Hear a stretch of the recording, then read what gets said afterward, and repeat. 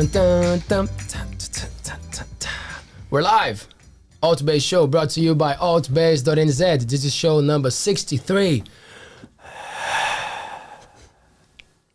Oh, it's already working. Cool. Yes.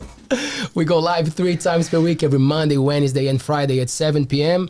The best way to support our platform is to subscribe to our YouTube channel so more people get to see what we're up to. Okay, if you don't know how to subscribe to our channel, first you have to log in into YouTube. So probably you need a Gmail account, or I think you can log in with a different email account, and then you can subscribe to YouTube channels, and YouTube will recommend things that you might like.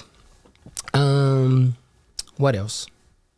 ALTBAYS clips. Some people say, oh, the shows are a bit too long, I don't have the time to watch the whole thing. Cool, we got you sorted. So we break the interviews into clips, and we have started a second channel, which is the ALTBAYS clips, where you can find the highlights, and then you can choose if you want to watch the whole show. Easy, isn't it? Okay. On the 2nd of July, which is Saturday, our friends from Hula Cafe are putting an open mic session. So if you are around, please go and support locals and play some tunes and have a drink and have some fun. And on the 8th of July, which is the last day of the term, I will be playing with a new band that I'm singing in called Repulse the Monkey. What a great name, isn't it? At Smitty. So if you are around for a rock and roll night, Steph won't be there, unfortunately. But bring the family, bring the friends. We're going to have some fun. Cheers. On my left tonight, Christine. What is up? What's up? How are you? Good, thank you. And yourself? I'm very good. So you didn't have to spend the whole day in town today? No, thank you. Now that I knew it was you who made a fifth of the call. No, I didn't. Mm-hmm. Netball was cancelled. So which one of your... My daughter, she plays netball, yeah. Yeah. Okay. So every Wednesday. Down Every at the Wednesday. courts, yeah. And what about the boys? Do they also practice sports? Yeah, we've got soccer, trainings on Thursday, games on Saturday morning. We're a busy family. We're a busy family. Busy family. Mm-hmm. Mm-hmm. Are they good? You don't have to lie. Actually, my daughter is pretty good at netball. Good. I've got to give it to her. She's I kicked her out of soccer because she likes to do handstands and whatnot. But no, netball, she's really good. Cool. Yeah, she's a really good centre. Nice, Yeah. nice. You don't mention anything about soccer, so we know how. Oh, no, my son's so good at soccer. He's so quick and he loves it. Football, I should say, just so you don't get hurt. Right. Yeah, he's actually really good. I've got so them two. That's their sports that they love. That's their sports they do. So they love it. Yeah. Fantastic. And you mentioned handstands. That's good. Yeah, that's a good that's segue. my daughter. There you go. Because tonight we have here with us Stephanie Anderson. Hi, Steph. Hi, how's it going? Going good. How are you? Yeah, good. A little bit nervous. Are you? Probably unnecessary, but Wow. you know, because I like to talk. So Have another drink. Yep. You do that. So Steph brought us some tequila, some agave, and it's very nice. What are the benefits of agave? Do you know? What is it good for? no, I heard No. Lana talk about it the other day. Does it make you more alkaline? Yes, and it makes people talk. Oh yeah, well I know that. So thank you very much. Oh, good. So cool that you're here, Steph. Thank you for having me. Thank you for coming. Do you like the space? I love it. You know, it's like the second or third time I've been up here. You guys have done a great job, and I'm really proud of you both because you were 2 of the first people that I met really when I arrived here. So it's me. When was that? When did you arrive in Fitzyounger? November 2017. Yep, so nearly 5 years. And where were you before? We lived in Auckland, but out near Piha, at the top of the Piha Road, so Westies. Yeah, I've born and bred Aucklander, and yeah, but lived on the coast, and so not really in the city, not really in suburbia either, like really enjoying kind of that whole bush scene and the Wild West and the surf, and yeah, it was awesome. And you were working with yoga there as well? I would Yeah, say? yeah. I was teaching. I had 2 studios up there, one in Newmarket, which is in the city, and one out west. And was doing that while I was before pregnancy, during pregnancy, and then after as well. So, but yeah, busy. But yeah, what a great thing to be able to do while pregnant. Yeah, I was about to ask that. Can you actually practice yoga on a regular basis? I kind of know the answer, but I guess some people don't. Oh, definitely. You'll find that lots of people start their yoga journey when they're pregnant because their midwife or gynecologist will say, "Oh, you should go and do some yoga," because they're uncomfortable. But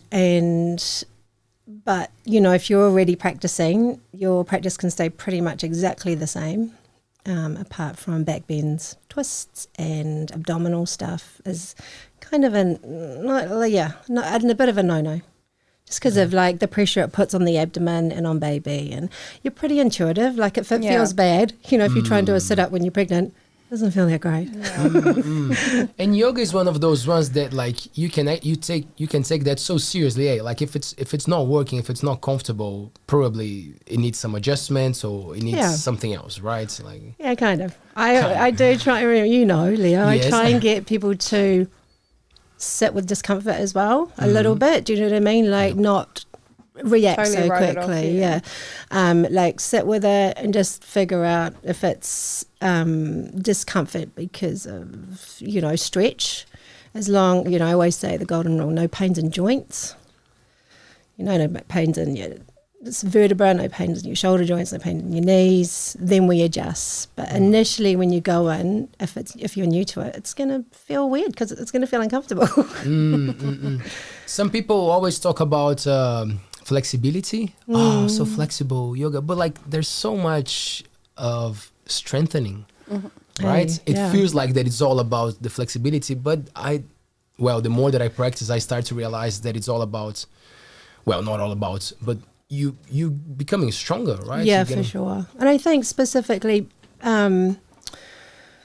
possibly with Iyengar yoga, which is what I teach, it's very alignment based, and so it's about stacking joints, and there's a method. And so within the method, it's not just about being super bendy, because some of us are hypermobile. So it's about containing that, for some people, their flexibility, and strengthening the muscles around it so that you are not blowing into joints. Otherwise, you're more likely to injure yourself if you're not. Sorry, I just had a moment of I'm so loud in my ear. You can turn it down a little bit. It's too loud. We can do some ASMR if you want. It's a little bit like I know, right? It's a very good microphone. I think a lot of strength comes with it. I think maybe because my husband's a builder, but I took a lot about the foundations and then what comes on top of that. So basically, if your foundation is strong, there's a stability that comes with that, and then you can throw off anything on top, and it should be pretty good, as in injury wise as well. If you're really particular about what's on the ground, what's holding your weight. I have a friend. We used to work together in Brazil years ago, and I don't think he's into yoga, but he would say something, and it always stuck with me because he was always stretching, and we were carrying cameras and doing the sound for film and everything, and he was always stretching, and he was like, "You gotta learn with the animals." They wake up, look how much they stretch. Whatever they're doing, they're stretching. So it feels like so much of that get lost for us, for humans. So much sense. Hey, you see, that stuck with me. Makes so much sense. Yeah.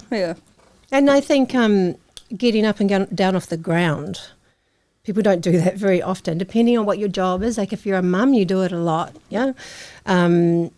If subbies get up and down off the ground, you work in the film industry, you're up and down all the time. There are certain jobs that require getting up and down, but I think it's one of the things that people lose the fastest is, I especially notice that with my older clients who are probably in their late 50s, 60s, is that they really struggle initially when they come in.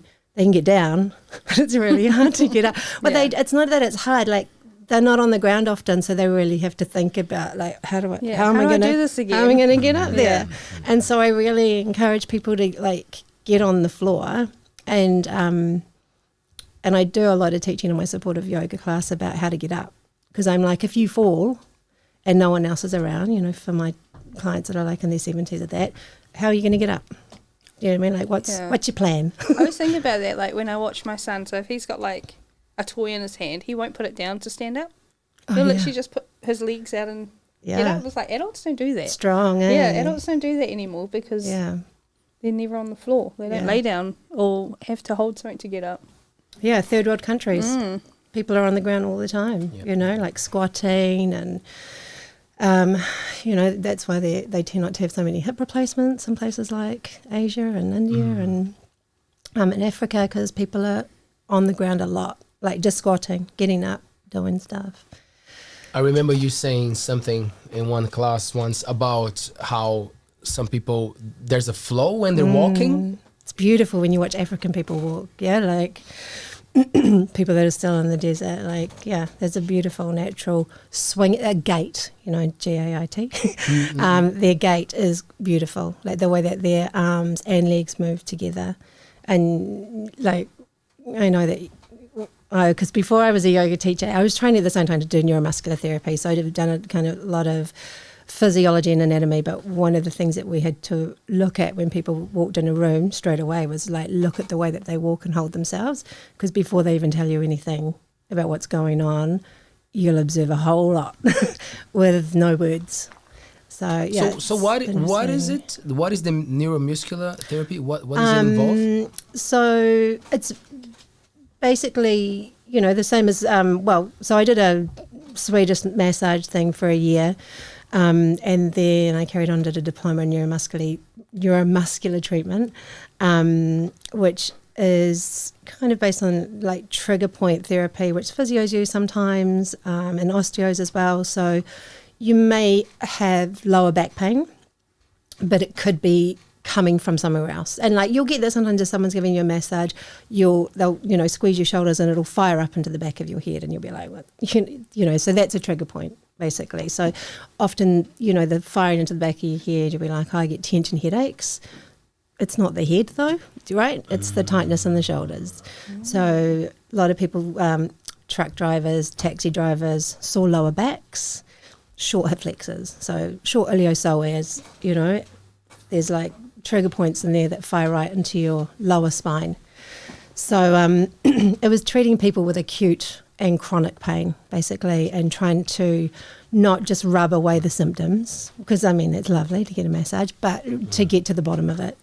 Like, what is it? You're looking at them structurally and in a soft tissue myofascial sense, which is, you know, the stuff that coats your muscles.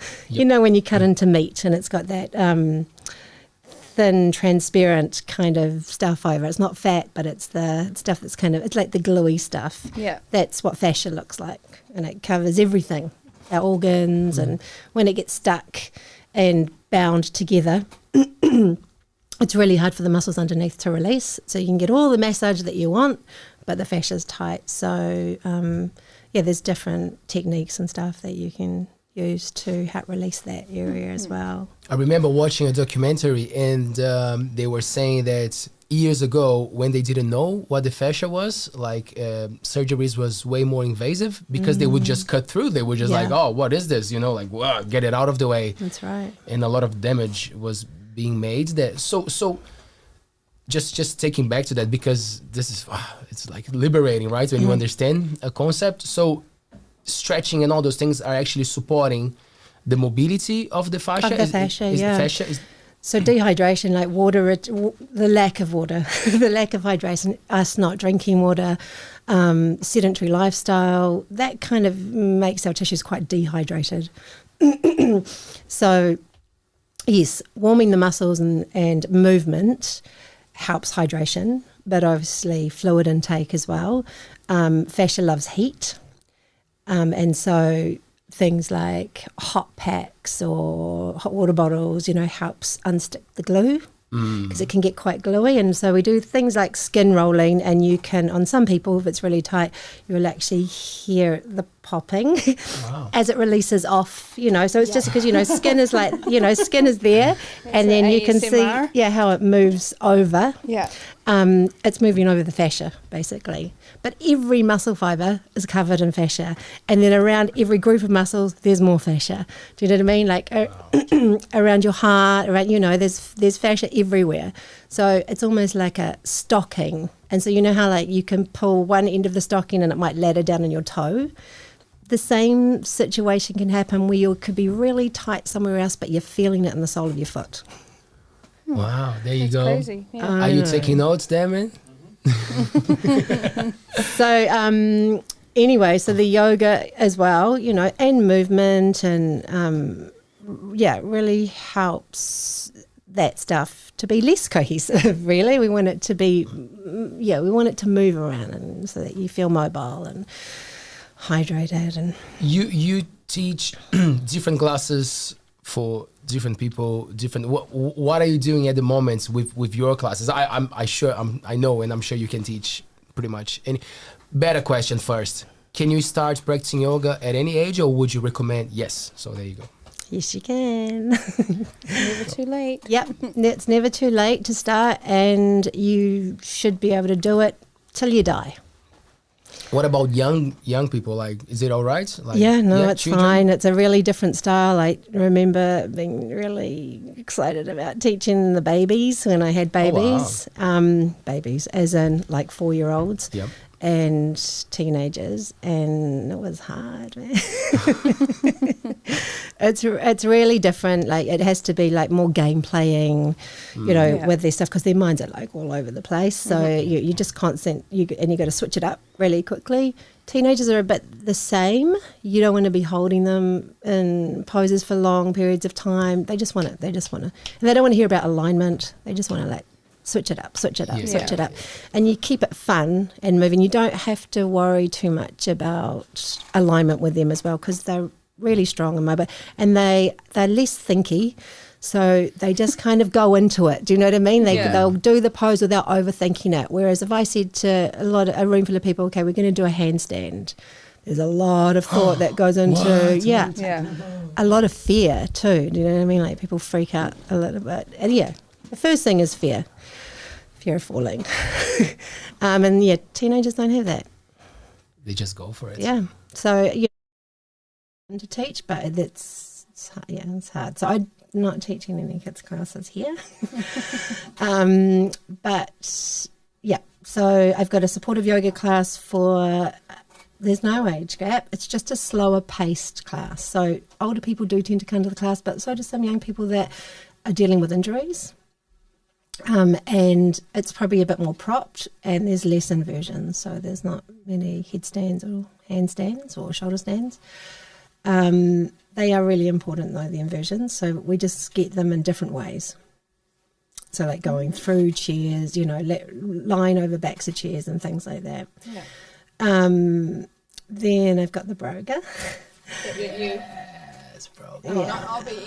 I'm missing broga. With the studio, it's been so busy, but it's one of the coolest classes, because, you know, like, you can hear that from men, and you're like, wow, man, like, we're going. Sometimes it sounds like a porno. Which is not pleasing, right? A bunch of guys in the room. Well, whatever for some you're people, into, man. all Whatever good. you're into. For some people, it's fun. All good. There's really good bands, so that's why I like that class. Everyone's giving each other shit, and there's no egos. They're really supportive.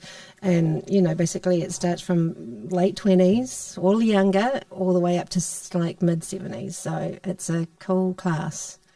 And they're really great at taking instruction. I don't know what it is. Like, anyway, that's my observation. But I have taken that group of men and boys, like, right from the beginning through an introductory stage to where they are now. So maybe that's it. I don't know. But that was my observation. So anyway, that's on a Tuesday night. And it is men only, because sometimes men feel intimidated. By bendy woman. And I think they're scared that there's going to be lycra. And there's not. If they want to. Yeah. Leave your cycling gear at home. If you want to wear lycra, this is a safe place. And then you also have a lead Practice. lead practice. Yeah, so that's for people that have been doing yoga for a while, and I practice with them. And so, like, we've got a few manuals with like a sequence in them, and we'll basically open it up. And some of the poses are quite advanced in there, and we'll go through the manual together. So, you know, within that class, there's all different levels, but they have been coming for a while. So they know how to take instruction, you know, in a way.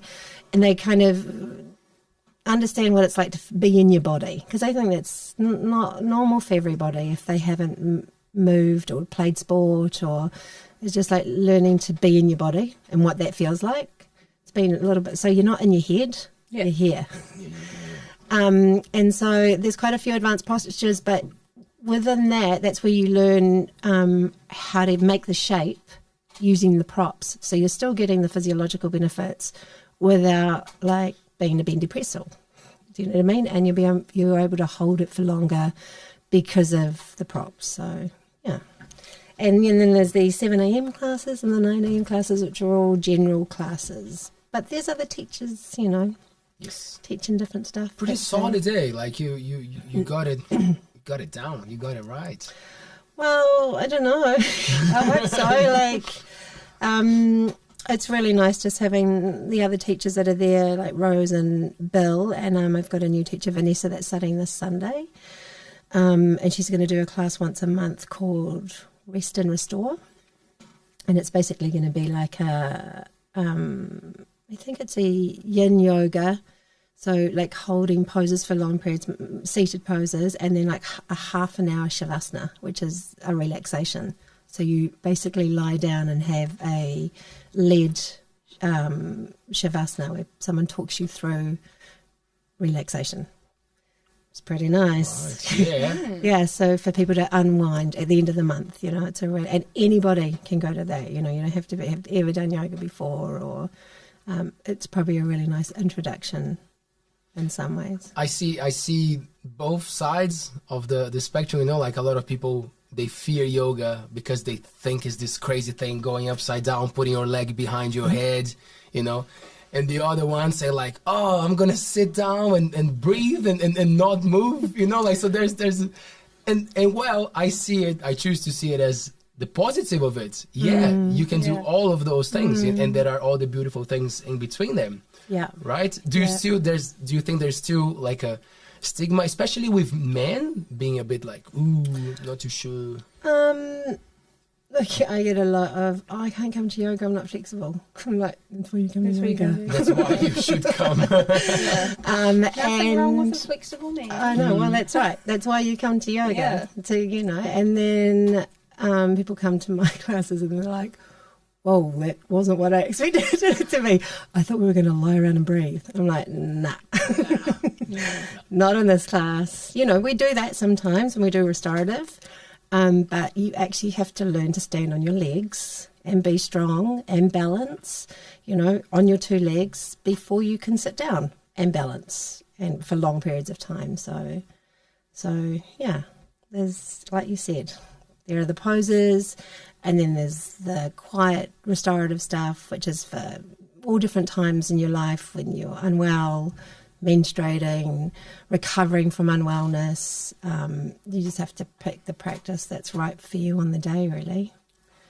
You know, and if you come to class and that's what you feel like, you know, you're not well, then you tell me and then I give you something more restorative. So, yeah. Have you tried any upside down exercises, Christine? What, yoga and stuff? Or something. Whatever.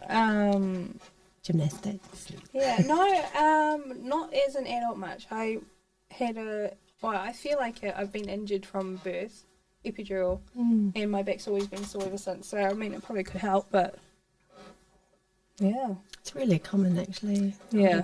I've So heard what so many is times. it? So excuse my So you ignorance. get, you know, the needle through your back for pain. Oh, yeah. I think they don't force it on first-time mums, but I feel like it's way more popular with first-time mums. Like, hospitals kind of push it. Yeah, so it numbs your whole half your body. Really? Yeah, and then Yeah, there's quite a few people I know who still have pain around the area, or I don't know, just a sore back. So, yeah. What are the benefits of going upside down? Because this is something that, like, for a lot of people who go to class for the first time, and you're like, cool, now grab Can the you chair. do it? Yep. Nice. Yeah. Yeah. Go on then. Handstands, it's a bit of a mission. I need the wall, and I've been working on it. I hurt my wrist last year, so Yeah. I stopped. I was feeling so Yes, good. you did, Leo. You stopped. I know, right? I still do the practice, but like I was finally on a cool journey with the handstands. I was feeling like I was close, and then hurting myself didn't help. But like headstands, I'm all good. I do it at home, and I'm starting to detach from the wall. Yeah. Starting to, Yeah, because cool. it you know, like it's good, but then it becomes a vice. You know, is that the word? Like it becomes something that you know that is there. Yeah. And it feels like I'm not that you rely on. Yeah, and Yeah. I was starting to feel like that. I'm like, because I play with the wall, so I get off the wall and I can stay.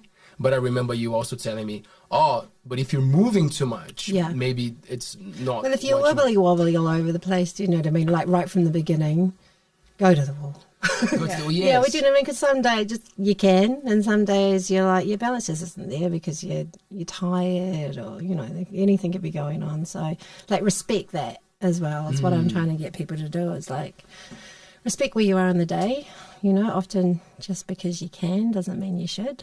Yes, but then now I'm not afraid of collapsing to the other side because there's this idea of like, well, if I go, I'm gonna hit the floor with my back, but it's actually not too bad. You know, like, I don't encourage. I know, but like I'm trying to be confident enough to put my legs to opposite directions because it's all like it's a lot of abs. It is a lot of front and back body meeting together in the middle, and but I was about to ask about the benefits of this because I actually enjoyed that rush, you know, that thing of like when you leave the pose lightheaded and it's time to wait for a minute to restoration, but like that feeling of like, whoa, this is, you know, it feels like the body's enjoying. That's what happens there. So like the headstand is known as the king of all poses, and shoulder stand is the queen.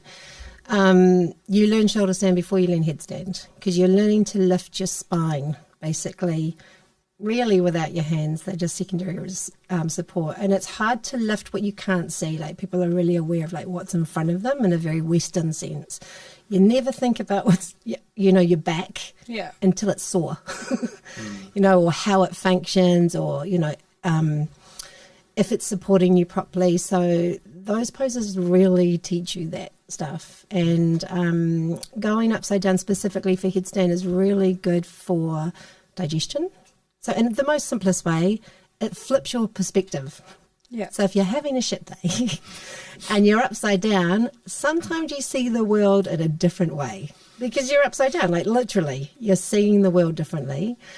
Your digestive system is, well, you think about when you tip upside down, all the blood now is going to organs in a different way, and the organs are hanging upside down. So parts of the organs that normally don't get as much blood, always get blood, do you know what I mean? But as much, are now getting flushed with blood. People that don't sleep very well, it's really good for insomnia, headstand. It has an effect on our pituitary gland that sits in the crown, you know, like right in the middle of our brain. With shoulder stand, because your head is in like a chin lock, you know, you're down like that, you're on the back of your shoulders, your thyroid gland and parathyroid glands, which control metabolism, are affected because basically your head's in a chin lock and it gets pulled with blood during that time, and then when you release out, there's this flush of circulation that goes through as well. So it has crazy effects on your hormones. So possibly what you're feeling when you come down is your blood pressure changing. But also blood going to areas that it doesn't, well, blood gets everywhere, but do you know what I mean? It gets flushed in a different way when you're upside down. So yeah, like within the Iyengar practice, inversions are key. And everyone can do them. Doesn't matter of your age. There's always a more supportive way to do it. Like, you know, we do it between the chairs if you can't take weight onto your neck. And you can do it on your couch, and there's ways for everybody to get into the poses with the props, basically. But yeah, you are a very active woman and always fire. So was that the reason why you got into yoga? Was it like, I need to calm down? Maybe it found me. Like, I was living in the UK actually. I was working in the film industry for a while. What were you doing in the film industry? Just production assisting, and then I got a job in an edit suite in London doing really mundane stuff. But it was hard to get work over there.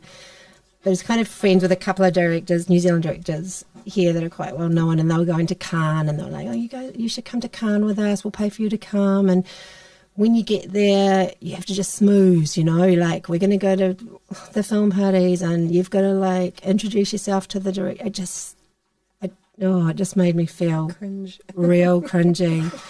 And I think I was like 24, 25, and I felt like I was almost selling myself off not for my brain, if you know what I mean. Yeah. And I was like, oh, I can't do this. I don't want to go to Cannes. Like, I want to go to Cannes. Yeah. And I want to experience that, but I don't want to do what you're asking me to. I felt a bit casting couch, if you know what I mean. And I was like, I don't think I want to do that. And I had already dabbled in some yoga before I left, and I loved massage. So I kind of decided as soon as I came back that that's what I was going to immerse myself in, is body therapy. And so maybe that's it. I needed to find something that kind of grounded me after being in an industry that's not that grounded. No. It's about something. I had a ball though. We had so much fun working in the film industry. It's make lifelong friends, and you're a family. Yeah. So were you working on movies and stuff there, like television? Here I was working on Herkensina, casually, like in the art department, TV commercials, TV, doing stuff. Like, it's fun. Don't get me wrong. But I think 25. I was like, I think I need something else. 25. That was a great age, young. Yeah. You found something. Yeah, it was before yoga was a fad. Do you know what I mean? Before there was Instagram, and I had done ballet for like 16 years as well. So I had moved my body a lot from being a 4-year-old. And so it felt like it came quite naturally to me, after being a dancer for so long. So, but I wasn't even thinking about the philosophy side of it and, what's come of it. Yeah. I think yoga found me. That's cool. Have you ever had the discipline with your breathing, even for the other things before, for ballet and all those things, or you started to pay more attention because of yoga? Yeah, definitely. Definitely not ballet, man. It's such an unhealthy anyway. It's so harsh on the body, ballet? Yeah.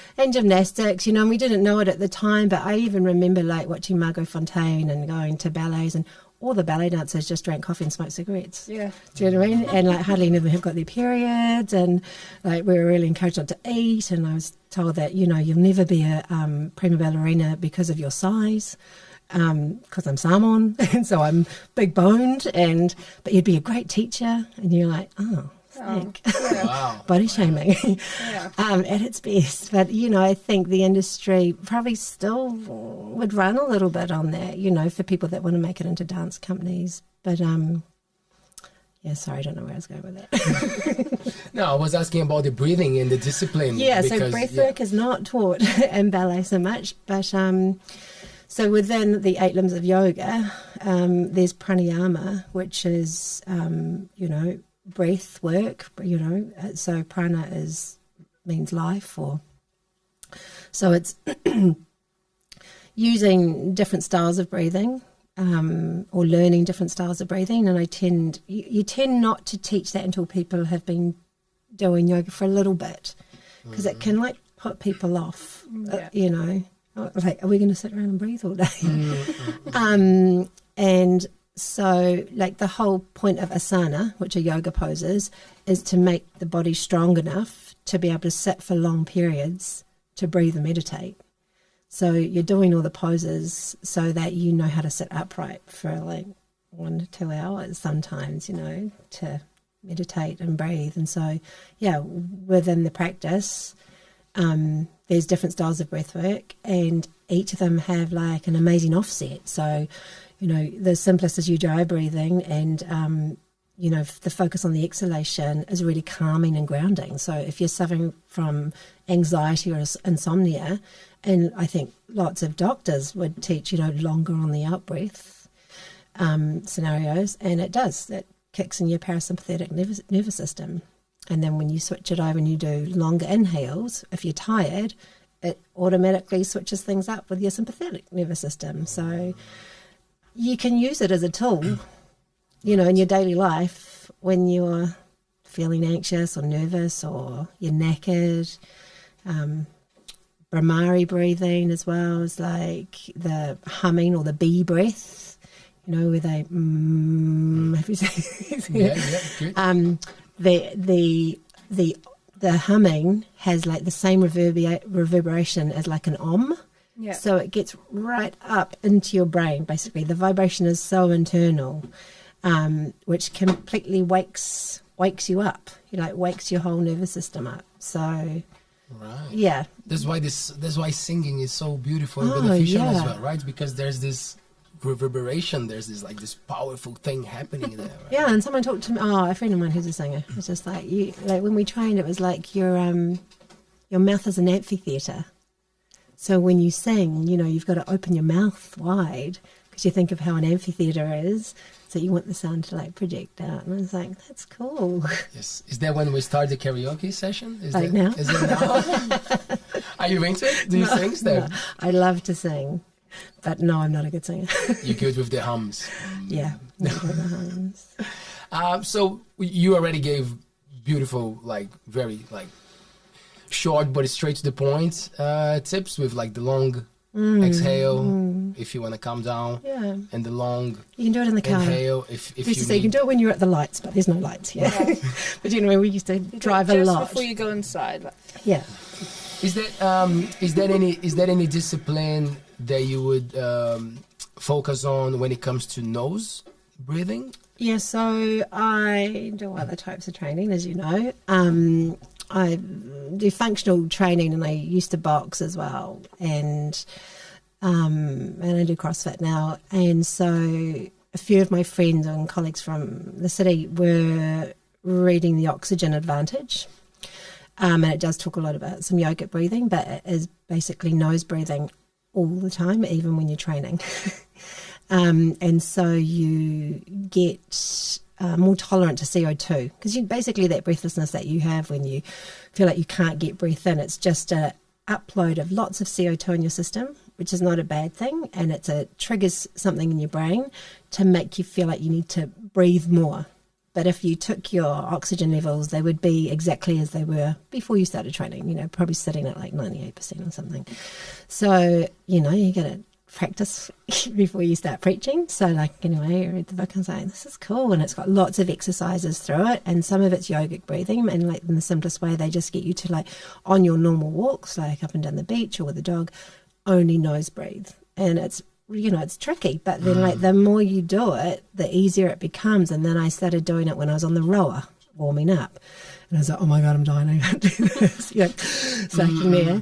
And then that became okay. And then I would try and do it throughout a whole training, boom. And then I was just like, it's amazing, because it's when oxygen sound like I'm trying to give you a science lesson. No, that's good. Give us when a the O2 attaches to CO2 molecules, right? And so when that happens, the CO2 carries the O2 into your blood and straight to your muscles that need it, all the places that need it, whether it be your brain or whatever. So when you're nose breathing, you're getting more oxygen directly where you need it. So like straight to the muscles. So you tend not to get that lactic acid burn, which apparently isn't lactic acid, but that's what they call it. That burn, you know, that burn where you're like, I think my legs are going to fall out from underneath me. You don't get that. And you'll notice that you'll recover so much faster. So, you know, sometimes if you're resting in between workouts, it would take you longer if you're panting. You'll notice that you get probably like 4 or 5 nostril breaths, and you're like, boom, I'm back into it. Yeah. So it's crazy. But in third world countries where you sleep with your baby, and and then often they will close the baby's mouth, because humans tend to mouth breathe straight away when we get our first cold. Yeah.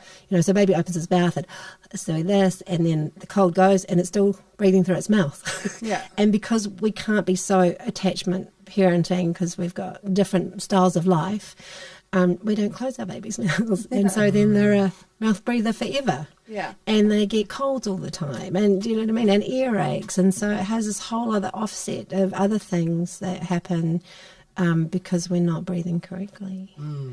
This was something that like really changed my life. I think in Iyengar, one of the first things was definitely yoga. I'm so grateful. Thank you. But also having more discipline with my breathing. And I talked on the show before, and people laughed because it sounds a bit weird, and I own up to my weirdness of mouth taping. Yes. Yeah. So what? During the night, so I put a little tape every night. Yeah, I try to have the discipline to. I just sleep well. Yeah. You read that book, Breathe, by James Nestor. Yeah, it's it's a fantastic. Fucking mind blowing.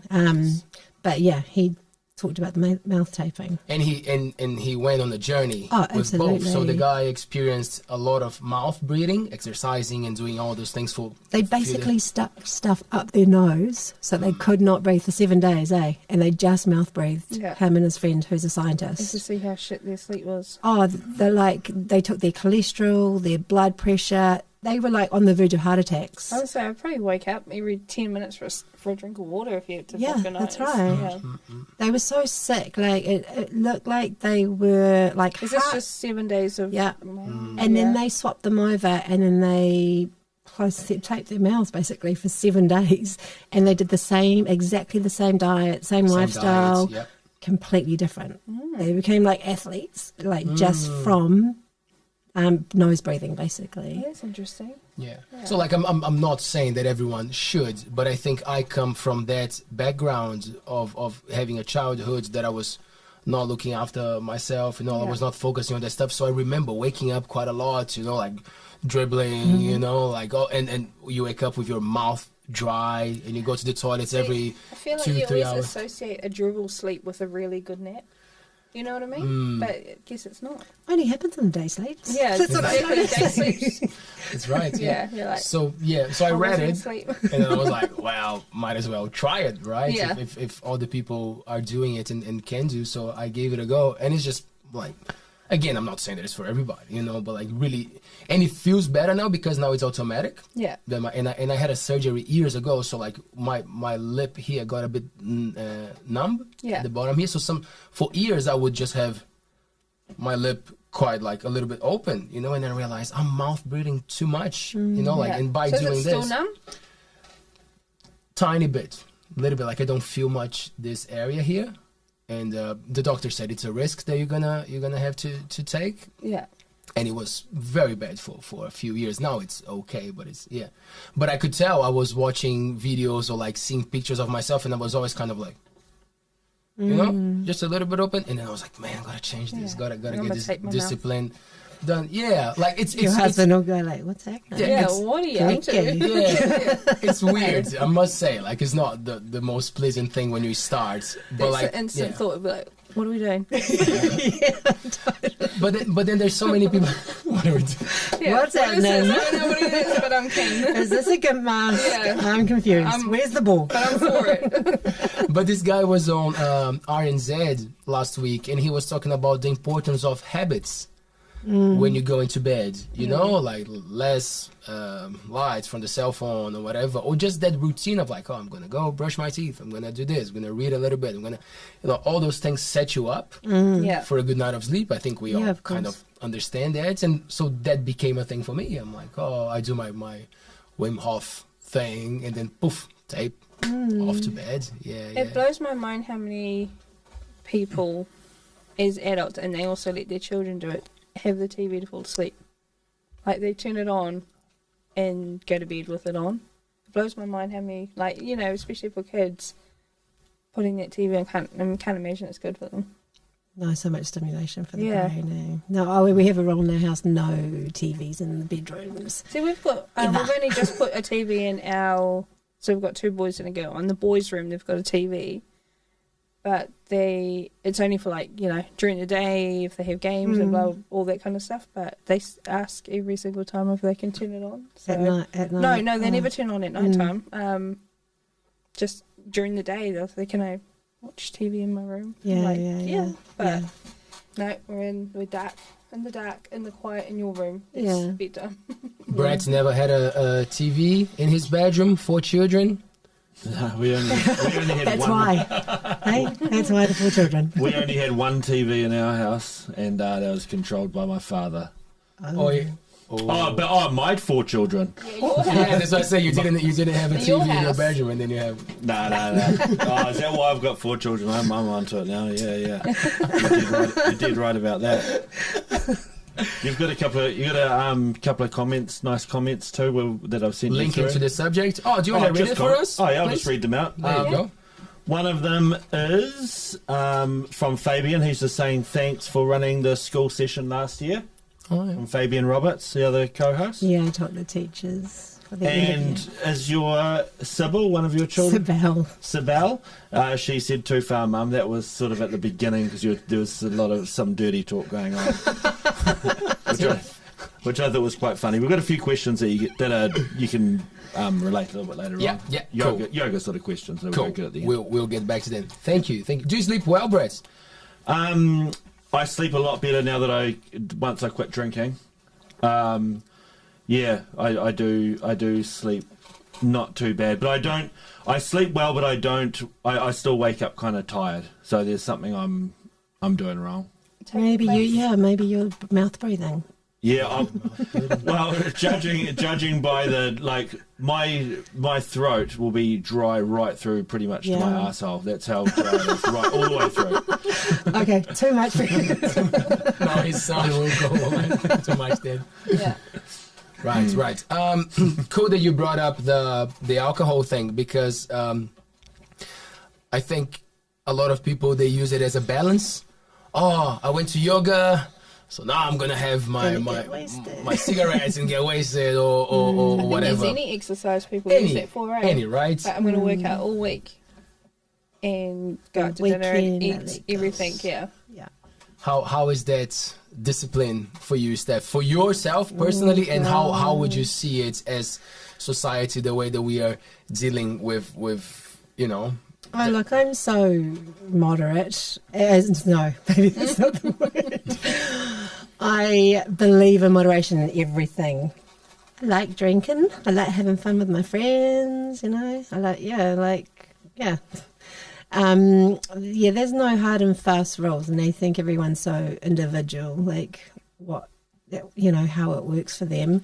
I haven't watched that Paddy Gowish doco yet, and I've taped it. I'm really interested because I know Claire Robbie, who was on there, and she runs a group up in Auckland called No Beers Who Cares.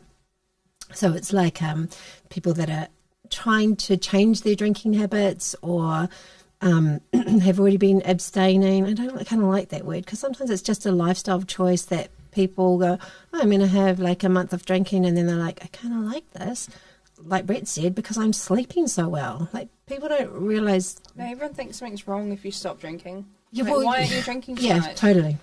Obviously lost pregnant. so many I'm obviously friends. pregnant, that's why. Usually if you're a Sometimes woman, there is something wrong as well. Yeah. usually if it's a woman, then we're like, she must be pregnant. Yeah. But like my brother has given up a couple of times. I've got a few friends that I would call straight edge, well, just straight edge on the drinking, still when we go out, people are like, are you sure? Even though it's like 3 or 4 years now, I'm pretty sure. Yeah. And it does. There's a stigma that there's something not right with them. And I think it's more of an old school stigma. Like, I noticed, like, that you need liquor to have fun. Yeah, totally. But I do think, like, my kids' generation, and even, you know, our generation's a bit more kind of, I guess it depends on the environment that you've grown up in as well. Like both sides of my family like to drink. And so, you know, if you associate celebration with alcohol, usually that's a learned thing. Yeah. And so I've been trying to teach the kids that although mum and dad have a great time, we can have a great time with it, you know, doing that stuff as well. So, it's kind of education and having other alternatives, you know, that, it's a tricky one. Yeah. Because like you said, you don't need that to have fun, right? That's an important thing. It's going to be a different fun. But, but I'm so the generation is that you need that. Like my first job was in a hospo, so we used to have staffies every single night, you know, and I just spent most of my time. I don't think I remember much of that time, you know, in my early 20s. Because we were having fun. So it's been a real mindset that I'm really intrigued by as well, like what Claire runs up there. She runs a whole meditation kind of workshop that is also about like changing your ideas about alcohol or just looking at it in a different way. Maybe rather than treating yourself with it, is that like you use it for celebration or, you know, so your view of it's different. So how is the connection there with a meditation? Is it a course or just a practice? Yeah. She has the Som meditation, modern school of meditation. It's in Auckland City. And she was running those courses online, and when she was the partner of a friend of mine, and so when she was running them online, I kind of kept looking at them and going, that would be quite cool to do. I think it's 90 days. And so she's there and you're with a group of other people and you basically abstain for those 90 days. And you're not abstaining to abstain forever. You're just kind of maybe doing a bit of a reboot while you are also learning to meditate at the same time. So it's not all about the alcohol. It's just something that you're doing. You're kind of abstaining from while you're meditating. I guess so you have that clarity. Like that's what I noticed. I've been sitting quite a bit recently, like meditating in the mornings, just in the past month, and I so notice the clarity of my brain. Like specifically, actually, when I'm teaching, I feel a lot more present. And then I was sick last week after coming here. Oh, damn. Hope was not me. No, it wasn't you guys. And because I couldn't breathe through my nose, I just like, I'm not sitting. You know, it's too much, everything's up here. And then you kind of get out of the habit and then you stop it. And I just noticed like my brain feels a little bit, and I'm just like, wow, shit's crazy up there. That brain thinks a lot. Especially when you've had some time off from it, like, you know, having that routine of meditating, you know, only 10 minutes in the morning, whatever it is for you. You really notice when you're not doing it. I want to go back to meditation, but what you're saying, it connects with also like any stimulants, right? Because so many practices and so many traditions, they avoid things that will change your body. So like it might not be only alcohol, but like not having caffeine, or even the Hare Krishnas don't go for like garlic and onion and all the stuff. So like there's something about the purity, right? So that is that a thing there for when you're meditating that you kind of don't want to be? I'm not an expert on that at all, but I imagine when they're doing the absence of alcohol, well, like I know like how much better your sleep is. I think what people don't know is that sometimes that you don't go into that full REM sleep until all the alcohol's left your body. So that's why you'll be like, I felt like I was kind of semi-awake all night, and then you'll finally fall asleep at 6 and then the alarm will go off at 7 and you'll be like, what the... Yeah. You've literally probably had an hour's sleep. And so like even if you're having like a few glasses or a couple of glasses of wine, you're probably not having that full REM sleep, whereas you would really notice that if you know, have a break from alcohol. And you'd be like, I feel amazing in the morning. But you don't connect it. What is it? because you're more sedated, right? When you drink and you go to bed, and a lot of people say that was a great sleep. No, yeah, you that's actually right. But you're not crashed. in a deep sleep scenario. Yeah, but you are sedated. You sedated, yeah, Correct. yeah. I remember reading something like this, and the guy used the word. He was like, "Well, people say that they had a good sleep, but it's because they just crashed. They're sedated. It's different than the restorative sleep that we all need." So that makes sense. Yeah. Right. But the I mean, you know, like even when you fast and that, like when your body's having to process meat and dairy and that stuff, it's constantly working. So your brain, it does make the brain a little bit more foggy than it would be if your diet was very clean. And so that's why you go away on retreats, you know, and do that stuff. It's pretty hard to do that at home when you're feeding children and you're working. And do you know what I mean? I think it's a lot harder to stick to that unless you lived by yourself. Yeah. That was my answer to a friend who asked me if I found a wife. And I said like, yeah. She was like, oh, have you found a wife? And I'm like, I think my routine is too not normal to what people think it's normal. I think I would scare my wife because I'm into the fasting. I'm into the sleeping patterns that are different, you know, and I'm like, but people are not used to it. So like the idea of breakfast, lunch and dinner, it doesn't exist for me anymore. The thing with like, has to be in the morning, has to be in the middle of the day, has to be in the evening. And I'm like, damn, I'm gonna have to... So do you fast until like whatever time? Usually from, if I have my last meal around like 6 p.m, then I will have breakfast 11, or whatever. 12? Yeah, 10, 11 sometimes. If I can stretch, I stretch. Yeah. Sometimes I do an odd, long 24 hours or something. Are you into it, Steph? Yeah, I do intermittent Yeah, fasting. I do intermittent fasting during the week. So I've been doing it for over a year now, but I have the weekends off. But it's weird, like sometimes on the weekends I'll forget that it's my time off because your body gets so used to that system of not eating till like 12 or 1 that you're just not hungry during that time. And, you know, that's why breakfast is called break fast, because you were breaking the fast. So, yeah, it works for me. I don't think it works for everybody. And I train in the morning, so I like training on an empty stomach. I've got more energy.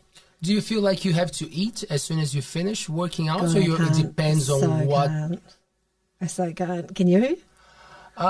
Straight away, like that thing, it's hard, eh? You're meant to, like, men should have protein within 3 hours if they are trying to not lose, like, muscle. Women, like, 30 minutes.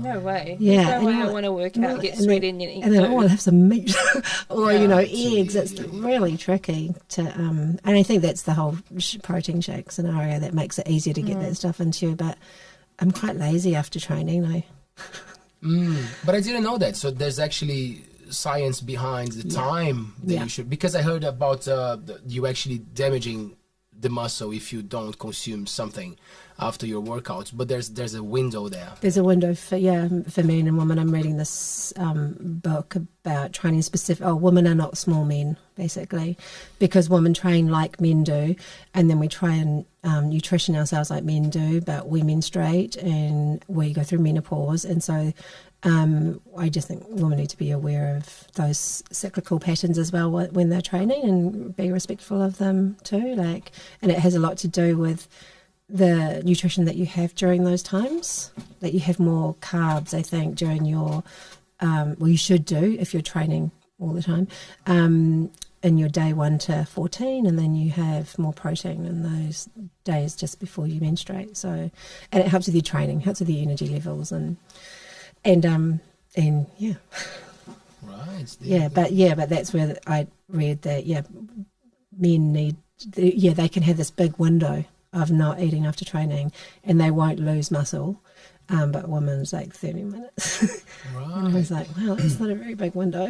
So does it say, the book you're reading, does it say anything about eating before? How does it affect the training when you eat before? Yeah, so this woman that is it's such a common question, isn't it? Canadian. People start to work out, should I eat before?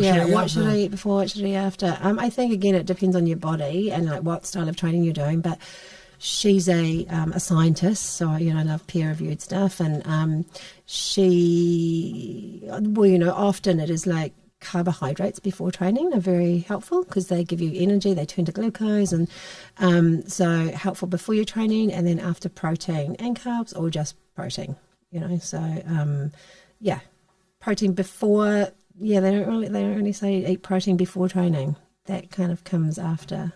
Okay. Carbs are what get you through. But I've been doing this thing at the moment where I drink Himalayan salt in my water. Oh, yeah. Because it has that same kind of effect where it sounds counterproductive because it's salt, but when you're drinking water during your training, it sends fluid straight to the areas that need it. The salt, I think it's just sodium potassium gate that it affects just by having those natural, doesn't work with table salt unfortunately, but Himalayan salt. You don't need much of it, like half a teaspoon of it. You wouldn't taste it, it just makes your water taste quite alkaline. Right. Yeah. Good tips there. God, sorry, I sound like such a nerd, but I read all that That's stuff, good, that's good. and I practice it on myself. So I'm like, oh, it's interesting. Yes, It is. I think it's good that way as opposed to, a fad. You just try it and you're like, oh, that doesn't work. No. Because you don't understand it properly. Yeah. Yeah. And you just get it anyway. For me, I like trialing stuff on myself and go, this is great. That didn't work. What didn't work, Steph? What did you read or someone told you? Nothing Can you remember so of something far. that Oh my was God, not... my mum was on the carnivore diet for Oh, really? Well, she still That sounds kind of amazing. is. I know, it does sound amazing. Oh, no. And my auntie and my two cousins did it, and they actually had some amazing results because they did it because mum's got arthritis and my cousin has rheumatoid, so inflammation of all joints, and it's autoimmune, so basically they don't know, it's your body attacking itself. So she tried the carnivore diet, and it is just meat. You can't have fruit, you can't have vegetables, you can't have nothing. You can have meat and eggs, and quite high in fat. She just had no pain for so long, and she just lost so much weight. Why would that help with the inflammation, though? Because my mom has it, and she's not vegan, but she stopped eating meat a few years ago, and she feels pain. She feels pain. Yeah, I and think she's not the most disciplined person.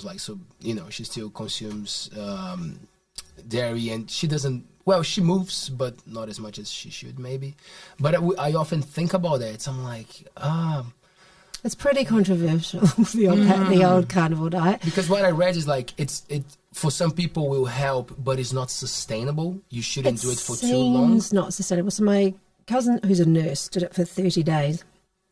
She said it was the most antisocial diet, and she was just dating. More than a vegan diet? She was dating someone, and so she had to new date. They've been going out for a month.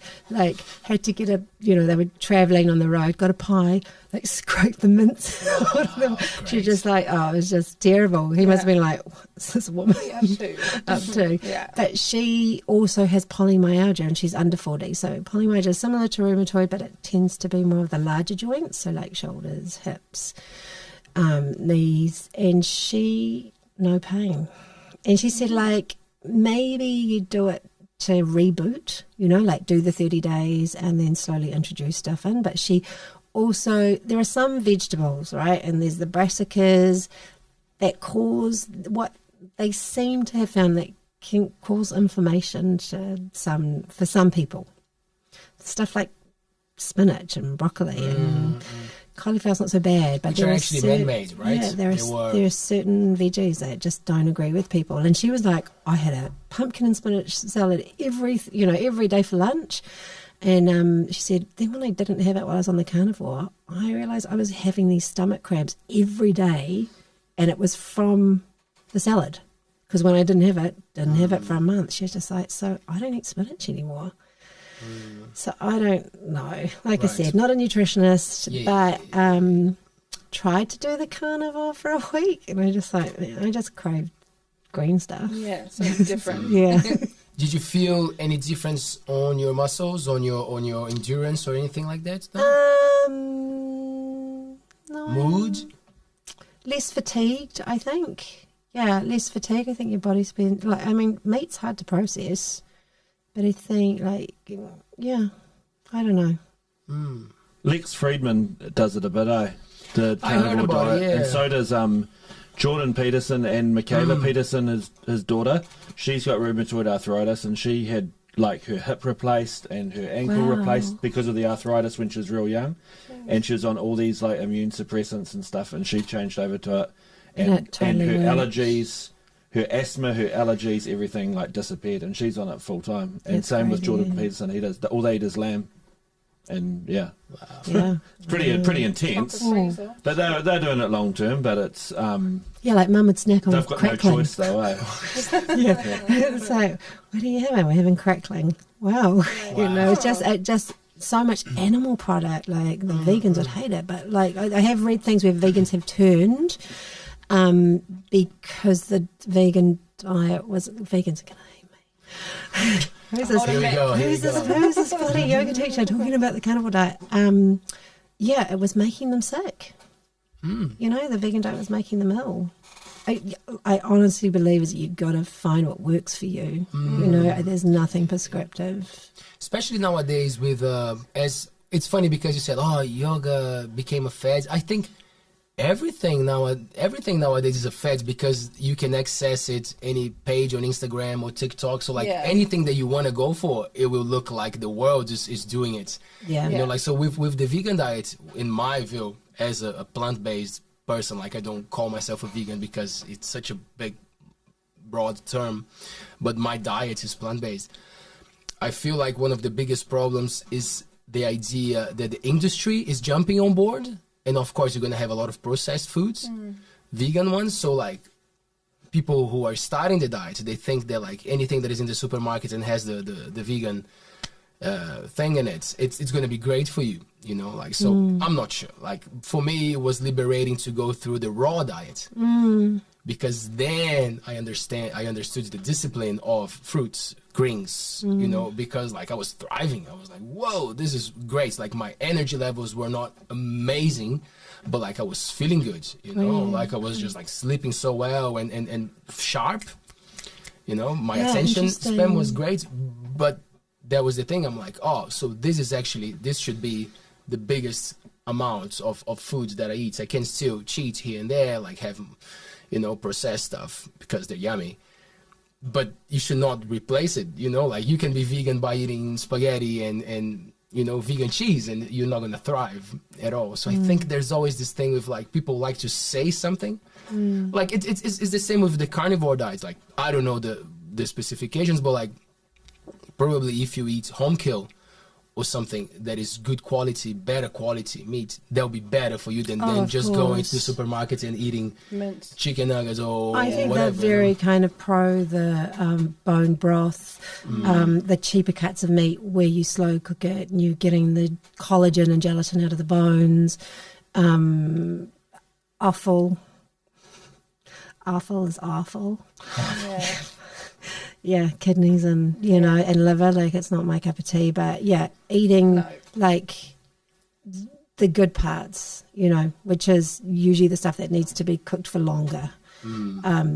So yeah, it's not just having What's chicken in there? breast. What are in this parts that actually makes us? Yeah, so when you like cook bone broth, you know, it's longer than a stock, it's sometimes 24, 48 hours, you're leaching all the collagen and gelatin out of the bones as well. And so, you know, when it goes cold, it goes like a jelly. Yeah. Yeah, and so, you know, you heat that up. So it's really good for your guts, as in it's really calming and quietening for people that maybe don't have the right flora or probiotic, you know, botanical stuff in their guts, and also for skin and hair and nails.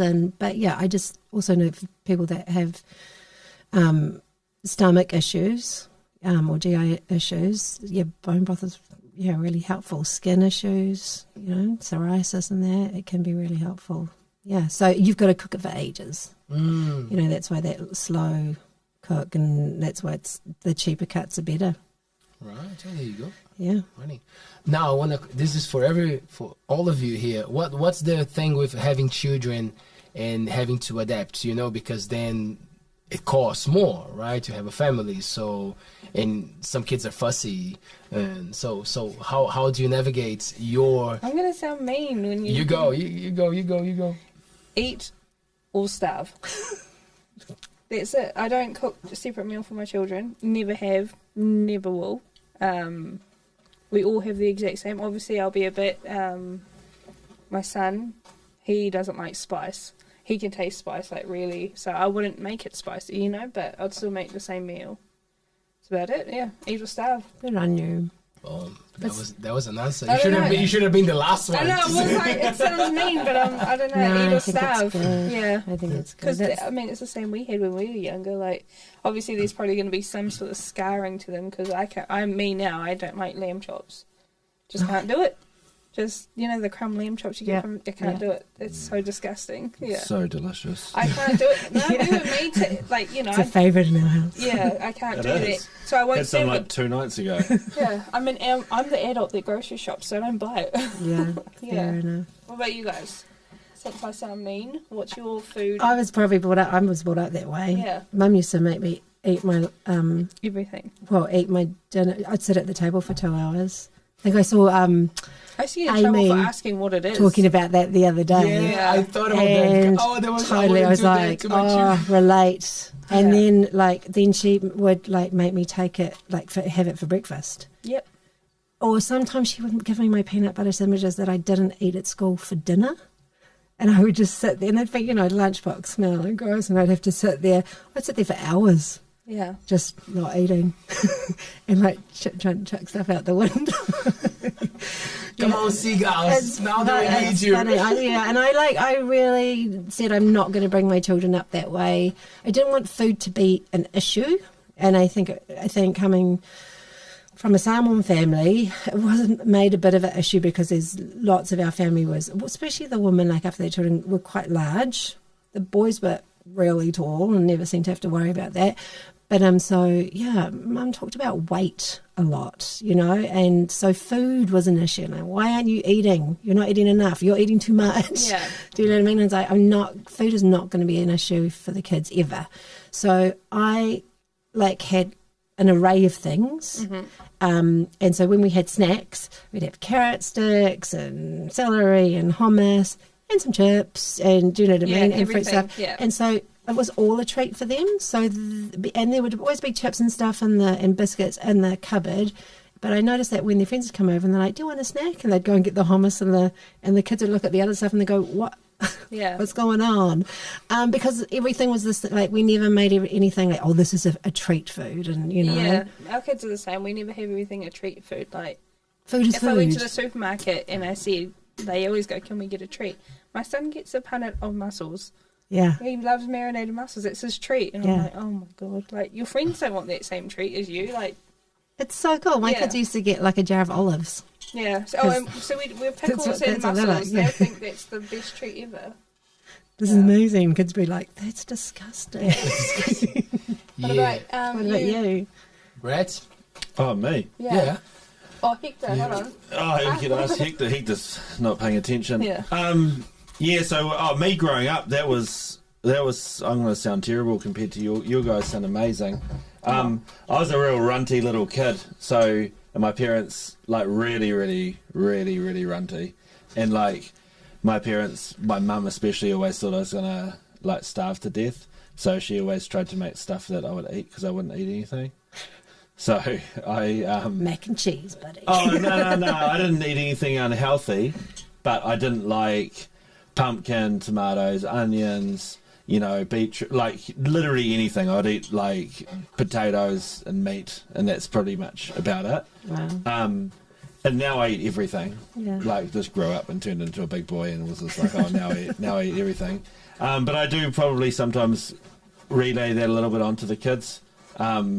Especially like my daughter, she was plant-based for quite a while, so I'd try and accommodate that and cook her like a separate meal. And that was for a few years, and so when she'd come on the weekends, I'd be like, okay, we've got to all eat like she eats, or she would get a separate meal that would be something like, because if it was like an easy meal or something, it would be like, oh, now I've got to make 2 different easy meals, so it just turned back into a hard meal, you know. But Yeah, I'm probably the opposite of you guys. Like, I don't force them to. Well, sorry, I'm not saying you guys force them to eat, but Yeah, what are you trying to say? yeah, no. But I'm just like, you eat or not, whatever. Yeah. Don't do it or don't. Yeah. But you're not getting any dessert unless you've eaten your dinner. Yeah. the thing. That's a good rule. Yeah. I just never wanted, like, I never wanted my kids to be fussy. Yeah. Like, if they went to someone's house, I went, no, I'm not eating that. Like, I would have just, no. I think like it's ingrained though, Yeah. like because definitely all our kids eat quite differently, and we gave them the same eating styles as they were growing up. And like one of them was like to introduce spice and garlic really early, like Yeah. when they were like I was still mashing their food up. I just put a little bit of, Yeah. basically black pepper in it, and then curry Yeah. powder. And I was encouraged to do that because we had this organic baby book, and the recipes were basically, like full of herbs and spices, like from when you gave your kids solids, basically. Yeah. And I was like, if we keep introducing these like crazy tastes, hopefully their palate will be really wide by the time they're adults. But Sibel loves white food, as in anything that's yellow or white is Yeah. delicious. And then Beanie like will eat like power and everything. Yeah. She'll give everything a crack. Belsy. That'll change. As you Yeah. get older, you get more Yeah. sophisticated. My kids are very trusting. Like, if I said, like, eat it, they're like, It's yummy. Oh. I like, at least try it. Yeah. So they'll at least try it. But, my son doesn't like spice. He can definitely taste it. But Yeah. ever since they were little, whatever we had for dinner was just the mush version of what they're having for dinner. Yeah. Yeah. So it's fine. What about you, Leo? Oof. Yeah, I was the fussiest ever. I was the worst kid. My mom, she just You can't have been fussier than me, mate. my mom, she doesn't believe my diets nowadays. Like, it took her years to understand and accept what I'm doing, because she's like, you wouldn't eat anything green, even if it was like decoration of the plate. It was not food, it was green. I would reject that. So, like, I was the worst one. And I think just the relationship with food was different at that time in Brazil, because Brazil has this abundance of fruits and vegetables. So, like, that was always at home, and it was good for my parents to provide. But like, there was this idea of like, oh, if you have the opportunity to put some food at the table, it doesn't matter what kind of food it was. So of course we would have a lot of beautiful vegetables and fruits, but like also all the white pasta and all the stuff, like, and when you're a kid, what do you go for? Like, Colourful stuff.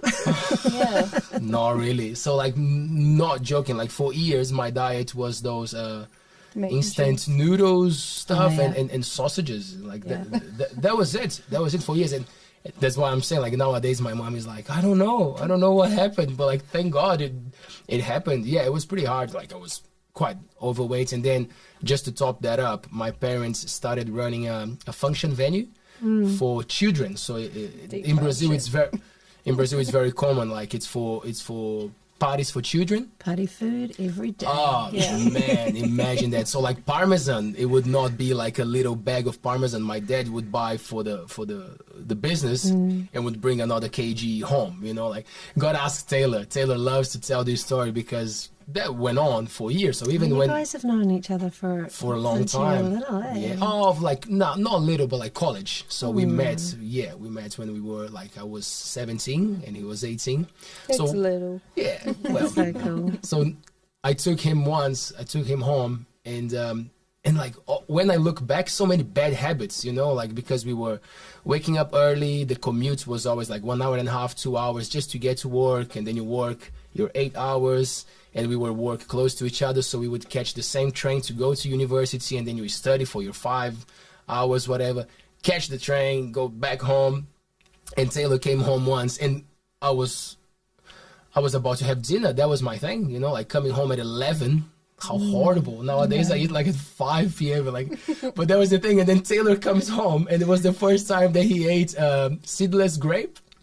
He was like, "Whoa, what's this, man?" And like, we had a massive like thing with grapes, and like, that was cheese, and he was like, man, what's happening here? Like, you guys live like kings, man. And we're like, nah. It's like, but there was this thing, Italian family, you know, like there was always food, you know, like we're never rich at all, but like never lack of food, you know. So I think my parents were trying to do their best by providing it, but just no knowledgeable about what it was. They are pretty good. They eat all the veggies and all the things from day one. But like, I think for them it was kind of like, oh, we can provide this for the children, you know, it's good, you know. So yeah, there was a bit of a so my mom, when she sees me nowadays, and I'm telling her, say, Mom, take a bit longer, you know, like to start eating or eat this. And like when I did the 4-day fast, she thought I was going crazy. She was like, what's wrong with you? Like, what's happening? You got to come back. This country's not doing good for you. And I'm like, Mom, I'm trying to get rid of the damage that I've done, you know, like, but it took her time to grasp that idea, you know. So it's just interesting. And now she loves it. Now she understands, you know, like the plant-based diets, and she reads a little bit more. She loves her rice, milk, you know, tries different things. You know, like, just try things, you know, like almond milk is expensive in Brazil, but she tries to make it sometimes, you know. So it's like knowledge is so powerful, eh? Yeah. Like when you make sense of things. Yeah, I think when you trial it on yourself as well, eh? That's like, you don't just read it and go, oh yeah, well, it worked for them. Yeah. That kind of experiment. I love to experiment myself, you know, and go, let's see how this goes. So going back there, because you said that Mom tried the carnivore diet. Yeah. Was that the reason why you gave it a go? Because they were talking about it? Yeah, and my cousins, one was a kickboxer, like he kickboxes, and both of them really intelligent boys and well-travelled, and both were really well-read and investigative. And so I was like, okay, I'm going to try this thing that you guys keep writing about and you know, preaching about, and yeah, so I did. Are you into the kickboxing as well? Yeah, it's cool, man. No, there's not so much of it. I haven't really done it here. I did it for when I first came down for about 2 years, and then Paula, my coach, kind of had to give up because her shoulders were getting real sore from holding pads, and I needed a pad holder, so I kind of stopped. But yeah, best cardio fitness, and it just feels great punching shit. You know, I always think about the longevity, like how long is something sustainable for? You know, because sometimes you see these masters of jiu-jitsu and these amazing athletes.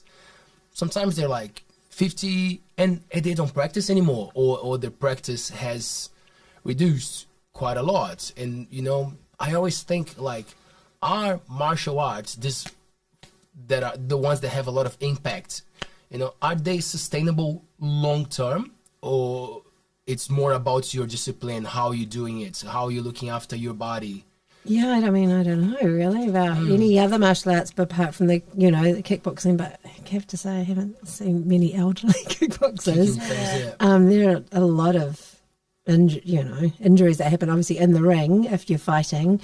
Yeah, I don't know about the longevity of that. You're going to have to ask an elderly kickboxer. But with yoga, forever, buddy. Forever, right? Yeah.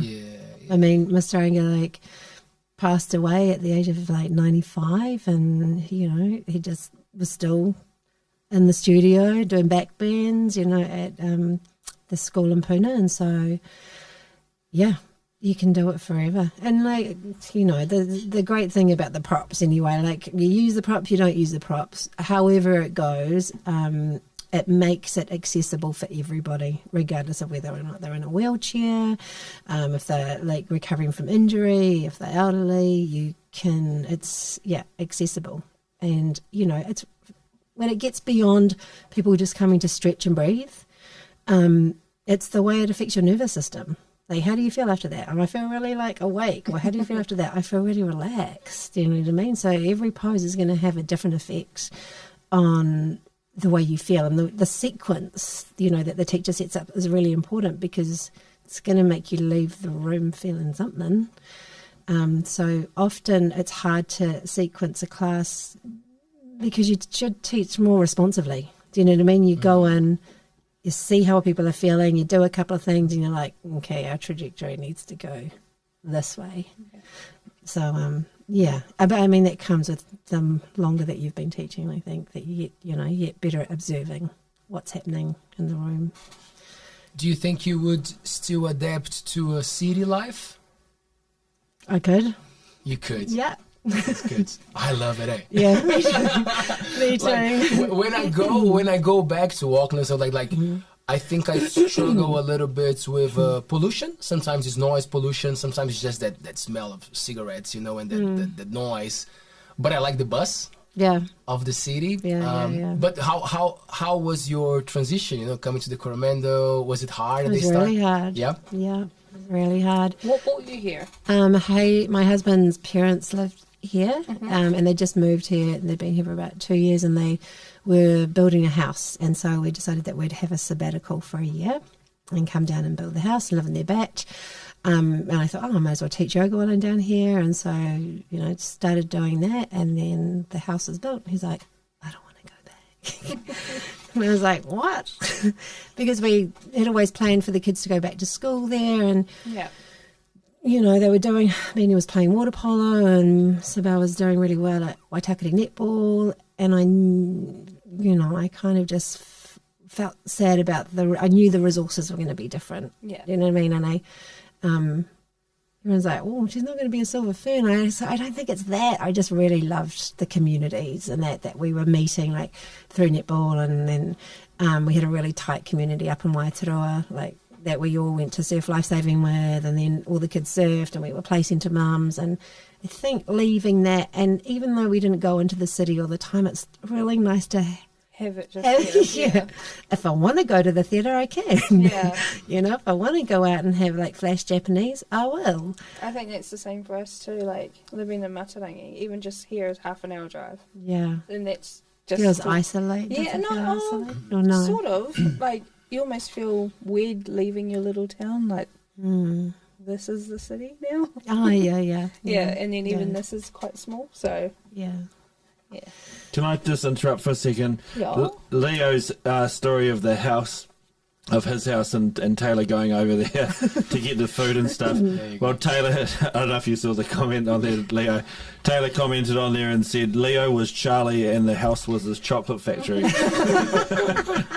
had to laugh when I heard that. Something like that. Yeah, something like that. Yeah, my family, they're all like ants, love sugar. Yeah. Big problem.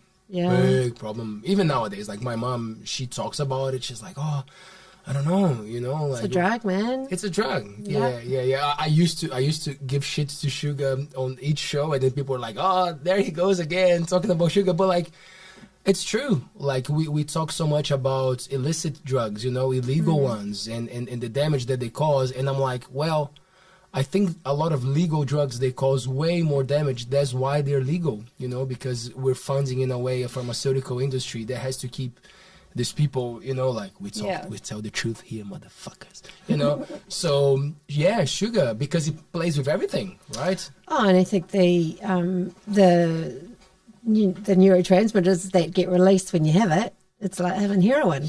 Do you know what I mean? Like, it's crazy. It's literally addictive. So like if you have a sugar hit, people tend to have it sometimes in the afternoon when they have that slump. Yeah. Regardless of where you are in the desert, it'll hit that time and you'll be like, oh, what? And then you'll get that craving again. Yeah. I reckon it takes like 3 weeks, I think, like just to kill it. Reset? Yeah, Wow. but like 3 weeks of no sugar, which is hard for people that really love it and have had it. But once they get past that 3 weeks, like it won't even be an issue. I feel like even transitioning from having sugar in your coffee to having no sugar is massive. Like, and then I don't know how you guys have black coffee, don't you? Yep. I have just milky coffee, no sugar. But when you drink someone's coffee by accident that has 2, you're like, whoa, that's almost crunchy with the sugar in it. Like, what the hell? Yeah. Yeah. Rachel mentioned something about doing that reset, not having sugar, and because the vegetables. She doesn't even do fructose, I think, during that time. Yeah. She said something that the vegetables would have a little bit of sugar, and that was Yeah. That was what she was going. Yeah. Yeah. How are you with I'm a savoury girl. Yeah. Yeah, I mean, I like sweet sometimes, but yeah, I'd go for savoury before I went sweet. It's not an issue. Like, I don't have sugar in coffee or tea or, yeah, I crave it maybe once a month. Right. Oh, man. I want to get there. I think that was the thing with the... Do you have a sweet tooth? Yeah. So like when I did the like, but I'm not much into the processed sugar. So you just straight sugar from the bag? You're just sucking on the sugar cane out the bag. I just eat too much fruit, like Oh, okay, like yeah. a lot. Like my first meal in the day, most of the time it's just fruit. It's just like, I'm not joking. It's just a lot, like 4 bananas, 2 apples, 1 pear. Yeah. So I know that it's fine because the fiber and I feel good, but like I know that it's sugar as well. Well, it works for you. Yeah. But I wonder if I should, because as you said, it's good when you try something with yourself, right? And I'm getting into that mindset of like, maybe I should try something else, still plant-based, but like maybe now limiting the fruits just to see more veggies, more greens, just to see how the body responds. I love it, especially when it's organic, especially when it's something that I can go and pick. I feel like the supermarket routine doesn't help that much, like by feeling that you're eating nutritious foods. I feel like, oh, come on, give me something real. Have you seen that thing on TikTok and they have like oranges, but they're I don't know what they're called, but they're powdery, like white oranges? I don't know. It's like a special mold or something on them, and they're so juicy. There's so many like I've not seen I don't this. know. You, flicking on TikTok, TikTok and then you see it White, and it's like, powdery why are they oranges. white and powdery? I feel like it's like some sort of mold on them, but they're like so much more juice in them. Oh, on the outside of the skin, you mean, Yeah, like right? on the outside of the skin. Is they're it like a bloom that's on And the they're like those skin? year-round. They're like we've had them at back home in Raglan. They'd like a year-round orange. Yeah. So like one mum would go and get them from this tree, and it was, what do they call it, like a perpetual orange tree. And they look mouldy. And so like, you're like, I wouldn't eat them. Yeah, because they're like, some of them might be like on the tree for like 9 months. Yeah. And they're just like chilling, and you get them, and they're so sweet and juicy. Oh, It's like crazy. Yeah. No, missing out. I'm missing out on that one. Damn. Out on the TikTok oranges. Okay, so I'm gonna read some of the comments and questions. Only the good ones, Leo. Only the good ones. Okay. Da-da-da-da. Ba-ba-ba-ba. Okay, there's a cool question from Hanako. Hi, Stephanie. I hope you have been well. Do you think that yoga helps with endometriosis pain? Is that how you say this word? Yeah. Yes. It would be like a specific sequence for it, just to create space around the pelvic region, and because it's this webbing that happens, within your kind of uterus and that's really painful for women. So it could help manage pain for sure. Cool. Thank you. Thanks, Hanako. We have a question from Danny Doom. Thanks, Dane, for being active on our live chat. How often should I practice yoga to have the best results? I think to see changes, definitely, you could ideally say like every day, but no, to see changes if you'd never done it before, probably twice a week, it would be a good place to start. And then you'd really notice. And the thing with it is that people don't notice that what yoga's doing until they stop. That's what I always noticed. They were like, oh my God, I started yoga and then I stopped and I was just like, things just started to fall apart. And so I didn't realise that it was doing anything until I stopped going. It's like, interesting. So sometimes you don't even notice the benefits. And it could be just the benefits it has on your nervous system. The benefits it has on your sleep before it becomes physical. But then, and then we didn't come for 2 weeks. And then I was like, and then I felt broken. I was like, oh. So weirdly, come to yoga, then stop. And then come back. Figure it out. Yeah. I can relate to that one. Tell you about it. Yeah. Damn.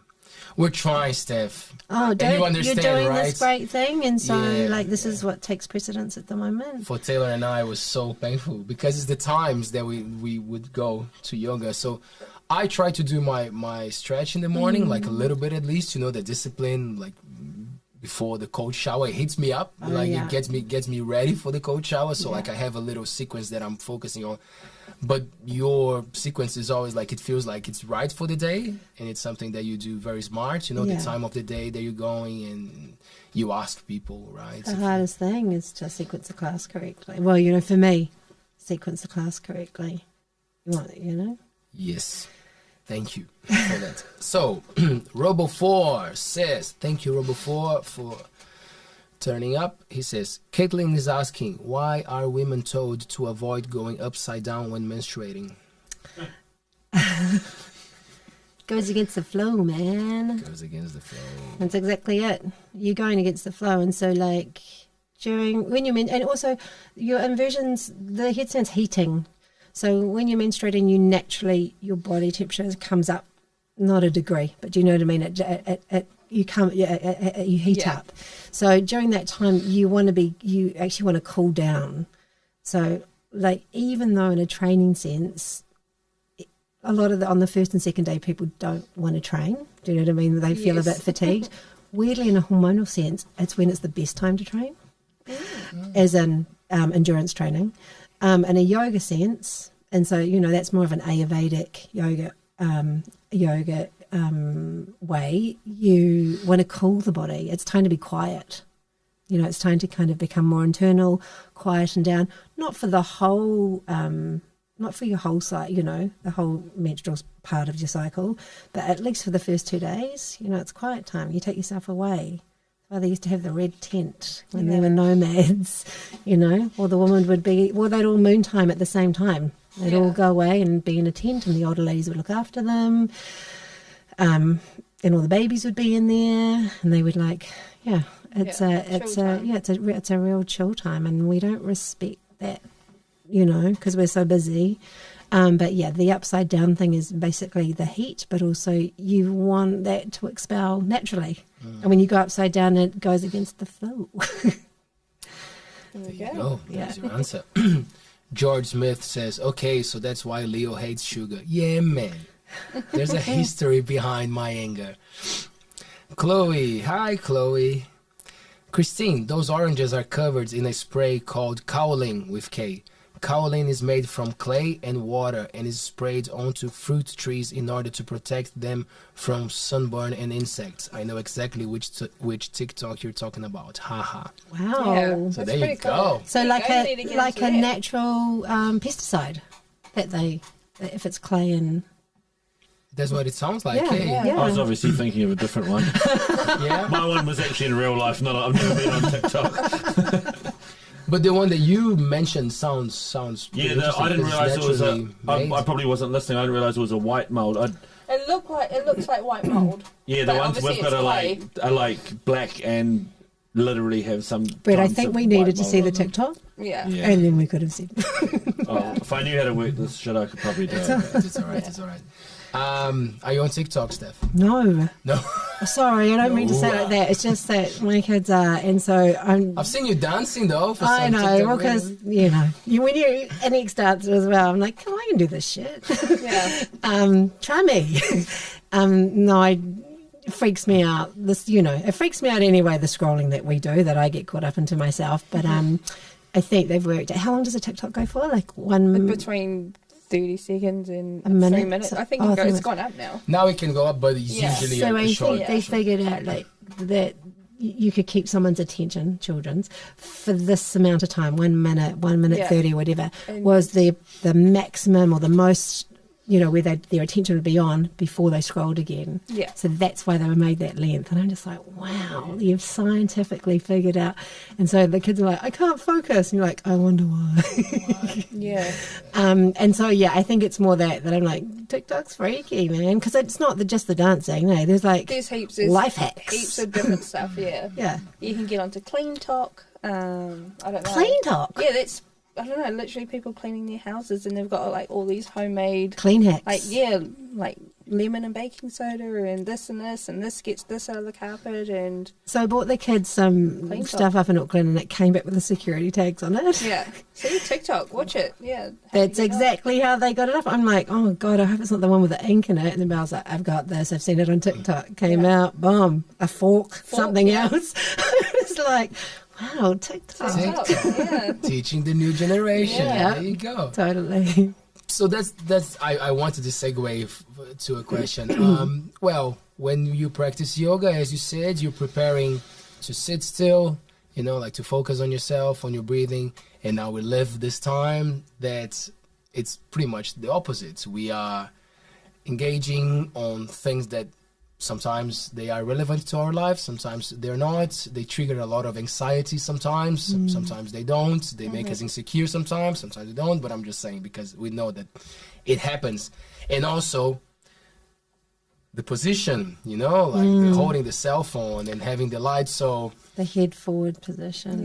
yeah. So well, we know that yoga could help with a lot of those things, obviously. Oh, I love doing all the counter poses, as you know, to this action.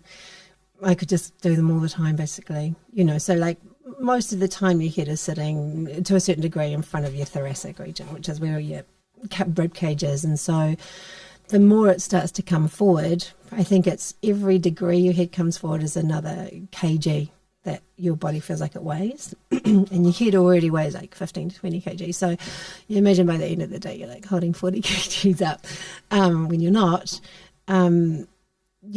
Those counter poses. And all it is like just taking your head behind that area. So I think I've said to you guys when you come to classes, like just lie on the end of your bed and put your head over the end. So the whole body's supported and just your head is hanging off. And it will be so confronting for some people because all of a sudden your throat's open, and you're not used to exposing that, but you're in your bedroom. And I think years or hours of having this head forward position, when you counterbalance it, you can feel really exposed and vulnerable.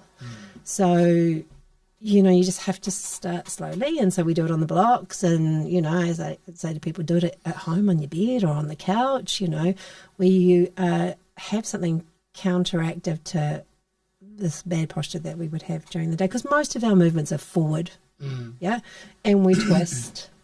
But we never go, I'm just going to get the keys out of the back of the car. Do you know what I mean? Or just we don't do anything naturally where we back bend or move the head behind your thoracic region. So they're really good movements to do. Do you think we're setting up like a generation that will suffer quite a lot? We'll see like It's in hard. 15, 20 years. They because- even reckon in India, like people of my generation no longer squat. Do you know what I mean? Because there was not really furniture. There's no kind of furniture in the house. And so it's been happening already that there's been an evolution. So evolution isn't always a positive thing. It just means, you're evolving.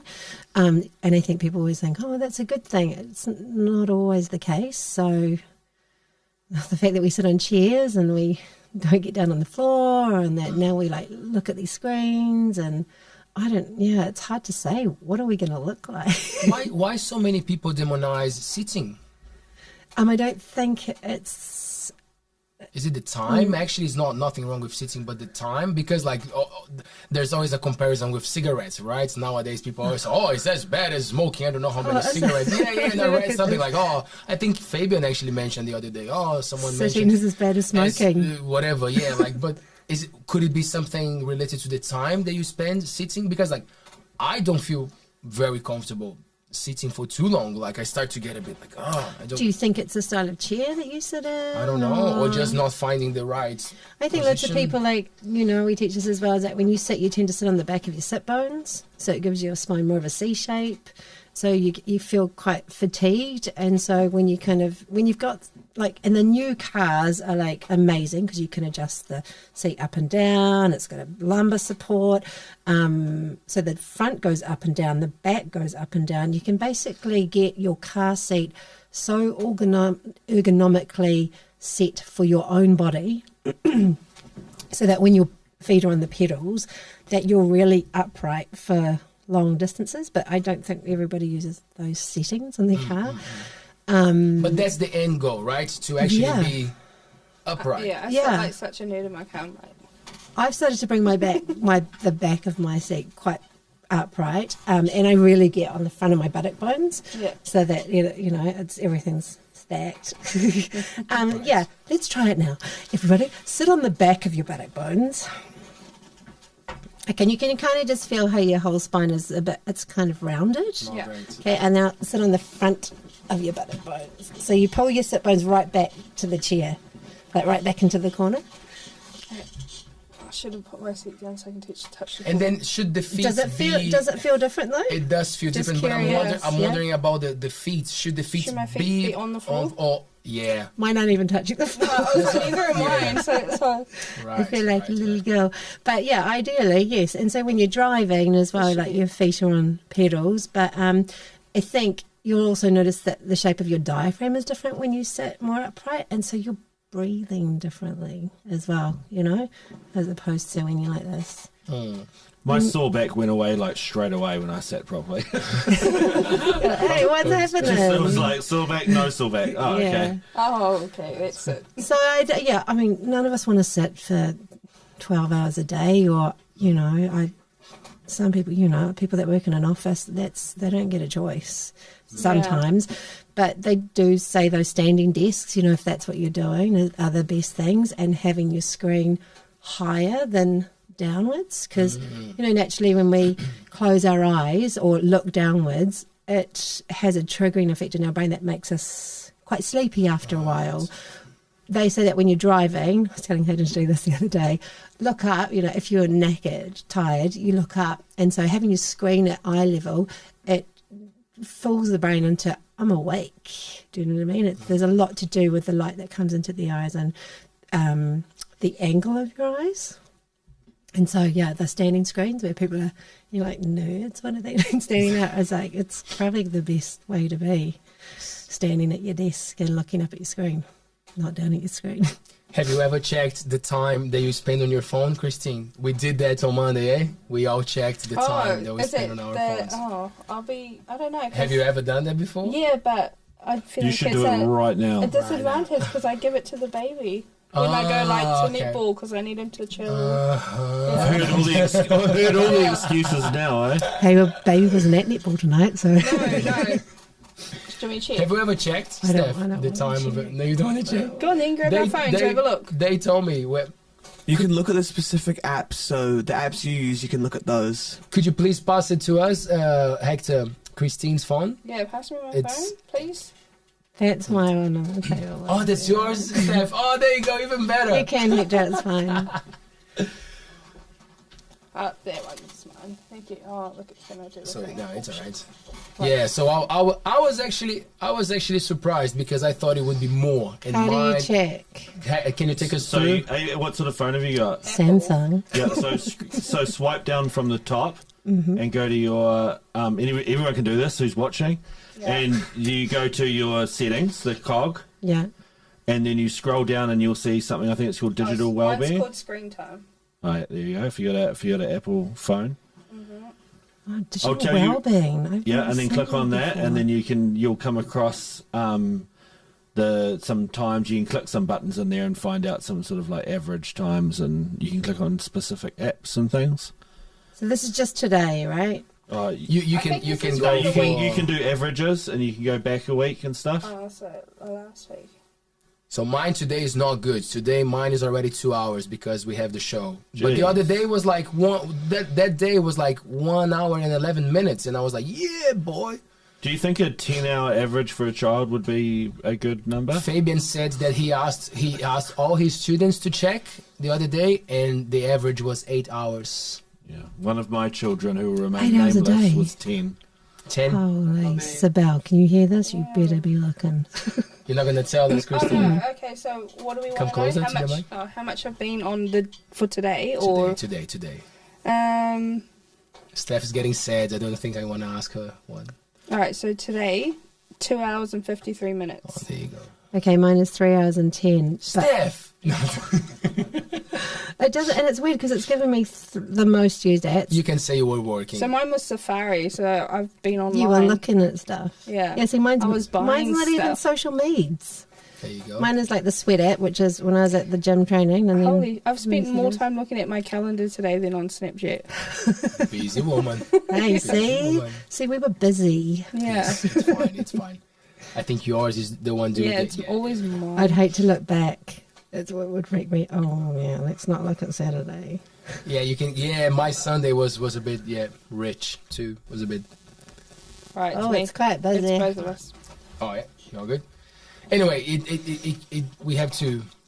Well, do we have to? We have to be an example for the children, I would say, right? It's really true. I think. Oh, so we went and visited friends on the weekend, and they've got 4 daughters, gorgeous. Like we've got the kids have grown up together, and she's like, I love being in the car with the kids, and they go from 13 to 18. So we played this game, and I was like, and she said, and we decided everyone told that person exactly what we didn't like about them. Like everybody had a go, and I was like, "Yo, whoa!" Great. And everyone had a turn, and no one could get away. And I was like, "Oh, that sounds harsh. I don't know if we could play that game in our family." I think Hey, people would what's it called? Hurt feelings. And she said, "No, you got to sandwich it at the end with something nice." So I was like, "Oh yeah, So hurt feeling sandwich. yeah, and yeah, hurt feelings, and then what do we like most about them?" Yeah. And I was like, that's a dangerous game. It is a dangerous Anyway, so the kids decided that, mine was, Mum, you're on Facebook a lot when we're watching a movie. And I was like, multitasking? But I was just like, yeah, that's shit, actually. That was one of them, and then you're really impatient, like with us. I was like, okay, I'll take that on too. But yeah, I was just like, I'm on Facebook when I'm watching a movie. That's a shit thing to show them. Yes. Yeah. So yeah, it would be ideal, Leo. There you go. There you go. No, What about you, Christine? Do you think you have a good discipline at home? Like with devices and whatnot. Yeah, well, with your. Do you amount hide of- under the table? no. Well, we're not allowed it at the dinner table. Like we're not allowed any devices at the dinner table, but we do have the TV on. So I guess that's hit and miss. In the mornings though, before school, we don't have anything. We have nothing on, so it's except for music. Sometimes we'll put music on, but that's about it. Yeah, I don't know. I think I'm pretty relaxed with it with the kids. Yeah. My son's only allowed a game on certain nights, which tonight is a gaming night, so he's definitely allowed to be gaming, but it's after all his jobs are done and stuff, so... That's good parameters. I know, Like balance. having some my parents' ideas. Yeah, no, and, like, I think it's, like, as well, if you took it away from them and they, like, full-on had a hucker fit over it, I'll be like, okay, that's too much. You've been having it too much now. Like, to the point where you think it's alright to have a tantrum over it. So, and we haven't gotten to that stage yet. No one has a tantrum over getting anything taken away, so... Oh, that's good. Good. Yeah, I feel like we're balanced. Yeah. Nice. What about you? You have too much phone time? Because I'm listening to a lot of podcasts more than ever nowadays. So like it's not a good habit. I'm not proud of it. But like whatever I'm doing, I put a podcast on, even more than music nowadays. So like it's not great. You know, like a friend of mine, she does the same, and she was telling me that her therapist said that she should at least try and practice a little bit more to just be with Yourself. herself. Yeah. You know, like It's funny how we don't do that anymore. Like, yeah.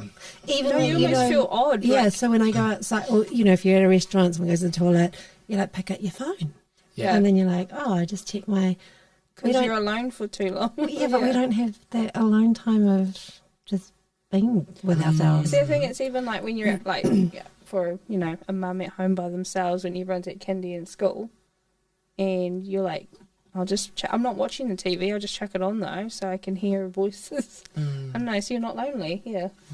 Today. It doesn't mean that you should turn off right now. Please keep No. watching us. We're keeping you company. and it's great, right? When you have, because a lot of people say that to me. They're like, that was the coolest compliment that I had so far for ALTBAYS. Like, because a lot of people are enjoying, and they say, oh, sometimes I don't listen to the whole thing, but I listen to a little bit, and then I go back to it. So I'm like, oh, that's cool. And then a friend of mine, well, now we're friends, he said, oh, you guys are my you guys are the show that I listen to go to sleep. And I cracked up, right? Yeah. I was like, fuck, man, like, that's so bad, but I love it. And he was like, no. I mean, like, in the best way ever, because there's this book that I've been reading since I'm a child. Like, I read it in different languages, and I've done the audiobook and everything, and that was always my go-to-bed thing. But now it's ALTBAYS. I'm saying in a good way, you know, like, you guys are entertaining, and the sound is so good, so, like, I enjoy the conversation, but suddenly I'm in bed, you know, like, it's I'm not asleep. yeah. But like, he said it in a very nice way, and he was talking about the shows, you know, like, he was not just putting himself to sleep. But and I'm like, man, I understand that, you know, like, sometimes you want something relaxing or whatever to set a mood, but definitely it should not.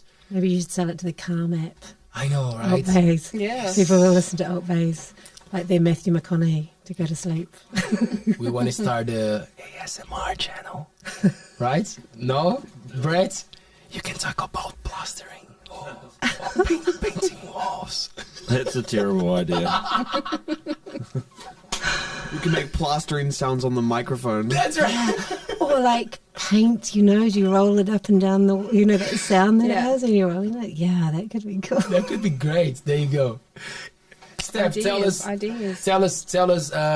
what's happening in the studio soon. What are the projects? So, you know, I've had thoughts. While we were on lockdown, lots of my friends, my colleagues and that actually shut their studios down in the city in Auckland, just because I think people realised that they could do a lot online, and also it's not the same experience at all. But a lot of the time when you're in the city, you travel at least 30 minutes to get to your gym or whatever, and it's just normal. But then when we didn't do it for that long, you're like, oh, I can do that train or whatever at home by using an app. And it was the complete opposite here, where like as soon as the gates opened, everyone came back into the studio because I think they wanted that connection, which was great. And I also think because we can walk, or the drive is really short, you know, to here, you're not commuting as such. And so I was like, how can I, like, I've got this beautiful studio, like, how can I make it like a getaway for people that want to have a weekend away and provide yoga and but like a package, you know, of like going out on the Cathedral Cove cruises and, you know, doing yoga and Lost Springs. Anyway, trying to like, so at the moment I'm creating stuff of like what that could look like for the studio, whether or not I was a teacher or my friends that have shut down their studios could come and use the space, and I provide the package. Do you know what I mean? And also, while I've been sick, I've had no teachers, do you know what I mean, to cover me, because I've only got lovely Neil Pine, who is away at the moment, and he's also having a bit of a break from teaching. I was like, I need some new teachers coming through teaching Iyengar yoga, you know, and so I think I'm going to start mentoring and teacher training. So it's a bit of a process that I have to go through and get permission, because our style of yoga I do is really regimented in the fact that you have to at least be training for 3 years before you're even allowed to teach train. And then when you do sit your first assessment, you sit in front of a panel of 5 people, you practice for an hour and a half, they watch you, then you teach for an hour and they watch you, and then you pass or fail, and that gets you your introductory level. Do you know what I mean? And then you do it again. And so I like that structure. For me, it keeps me honest. It makes me reflect on like how I'm teaching, how my class control is, what my language is like to control the class. And so, yeah, it's a bit of a process, but it would be great to get some people like of any age. But I was like, how cool would it be to have the gateway, you know, at school, to get some, because maybe kids have not thought like, oh yeah, I'd like to work in a yoga studio or try it or something. So yeah, so I'm just like going through that process of and I like teaching. I love it. And, you know, I feel like I'm good at it. Like because I love what I do. So, when you love what you do, it's sometimes easy to, I just want to share the knowledge, basically. So, yeah, maybe I'd be a good teacher trainer. We'll see. Yes. Oh, keep us posted. Yeah. So, Nice. I thought about, maybe, through the school, but also any of the students that have been coming, they're like, I'd love to teach a class a week or something and train up. Or, you just want to penetrate a little bit more. So, that's what's happening. Fantastic. Yeah. Wow. Yeah. And for the people watching, wow, like I only have good words to say about thanks, Steph, because I practiced before, not for long. And then when you came to Iyengar and Taylor and I, we started together, and that was a game changer. Like, it really changed our lives for the best. There was a time that we were going 3 times per week. Yeah, I that's was cool. into it. So My OGs. I know, right? Yeah. Yes. And now taking a break, but because Doing of all the something things else happening, amazing, but we yeah. can't wait. And we know that's the cool thing. We are in that on that path of it's fine. We gotta get this right so we can actually go back to that discipline, because it's so beneficial. Yeah. So for the people watching, yogafityengar.co.nz, is that correct? Mm-hmm. Cool. On the social medias as well. Yep. Facebook. Steph is there. She's online, man. Gonna So start a if, TikTok. if you ask her a question, see You if can she start, wants you to. can start yoga talk. Oh, that's a good idea. Yoga talk. Stop it. There you go. ALTBAYS can produce the videos. Yeah, Hey. easy. Only if there's multi oranges and We can organise it. There you go. Are we good there, Brett? You guys are happy? Yeah, there was just one question that you missed. It was You go, please. Fabian was just asking what your favourite movie is. Bit of a random question, but he's a random kind of guy. I think because you Nice. also Very handsome, mentioned though. he's very handsome. I think because you mentioned the Facebook thing and film, maybe. oh my god, it's such a hard one because I love movies, but I have been watching this great program that's on the moment called The Offer. It's on TVNZ on demand. I thought you were going to say The Office. I was like, oh yeah, I get it. And The it is Offer, okay. the real story about the making of The Godfather. Oh, okay. And it's just made me fall back in love with The Godfather. So tonight, Matthew, my favourite film is The Godfather. Good answer. Yeah. Fantastic. Yeah. It's a good one to wrap it up. Thanks, team. Thanks, Hector. Thanks, Brad. Thanks, guys. Thanks, Christine. Thanks, Christine. Stephanie, Thank what a you. pleasure. Yeah, it's been fun. Thank you so much. We're live every Monday, Wednesday, and Friday at 7 p.m. Subscribe to our YouTube channel so you get notifications about our shows. On Friday, we have Mary Johnson. It's going to be awesome. We're so looking forward to this chat. We're going to learn a lot. And good times. Bye. Ciao.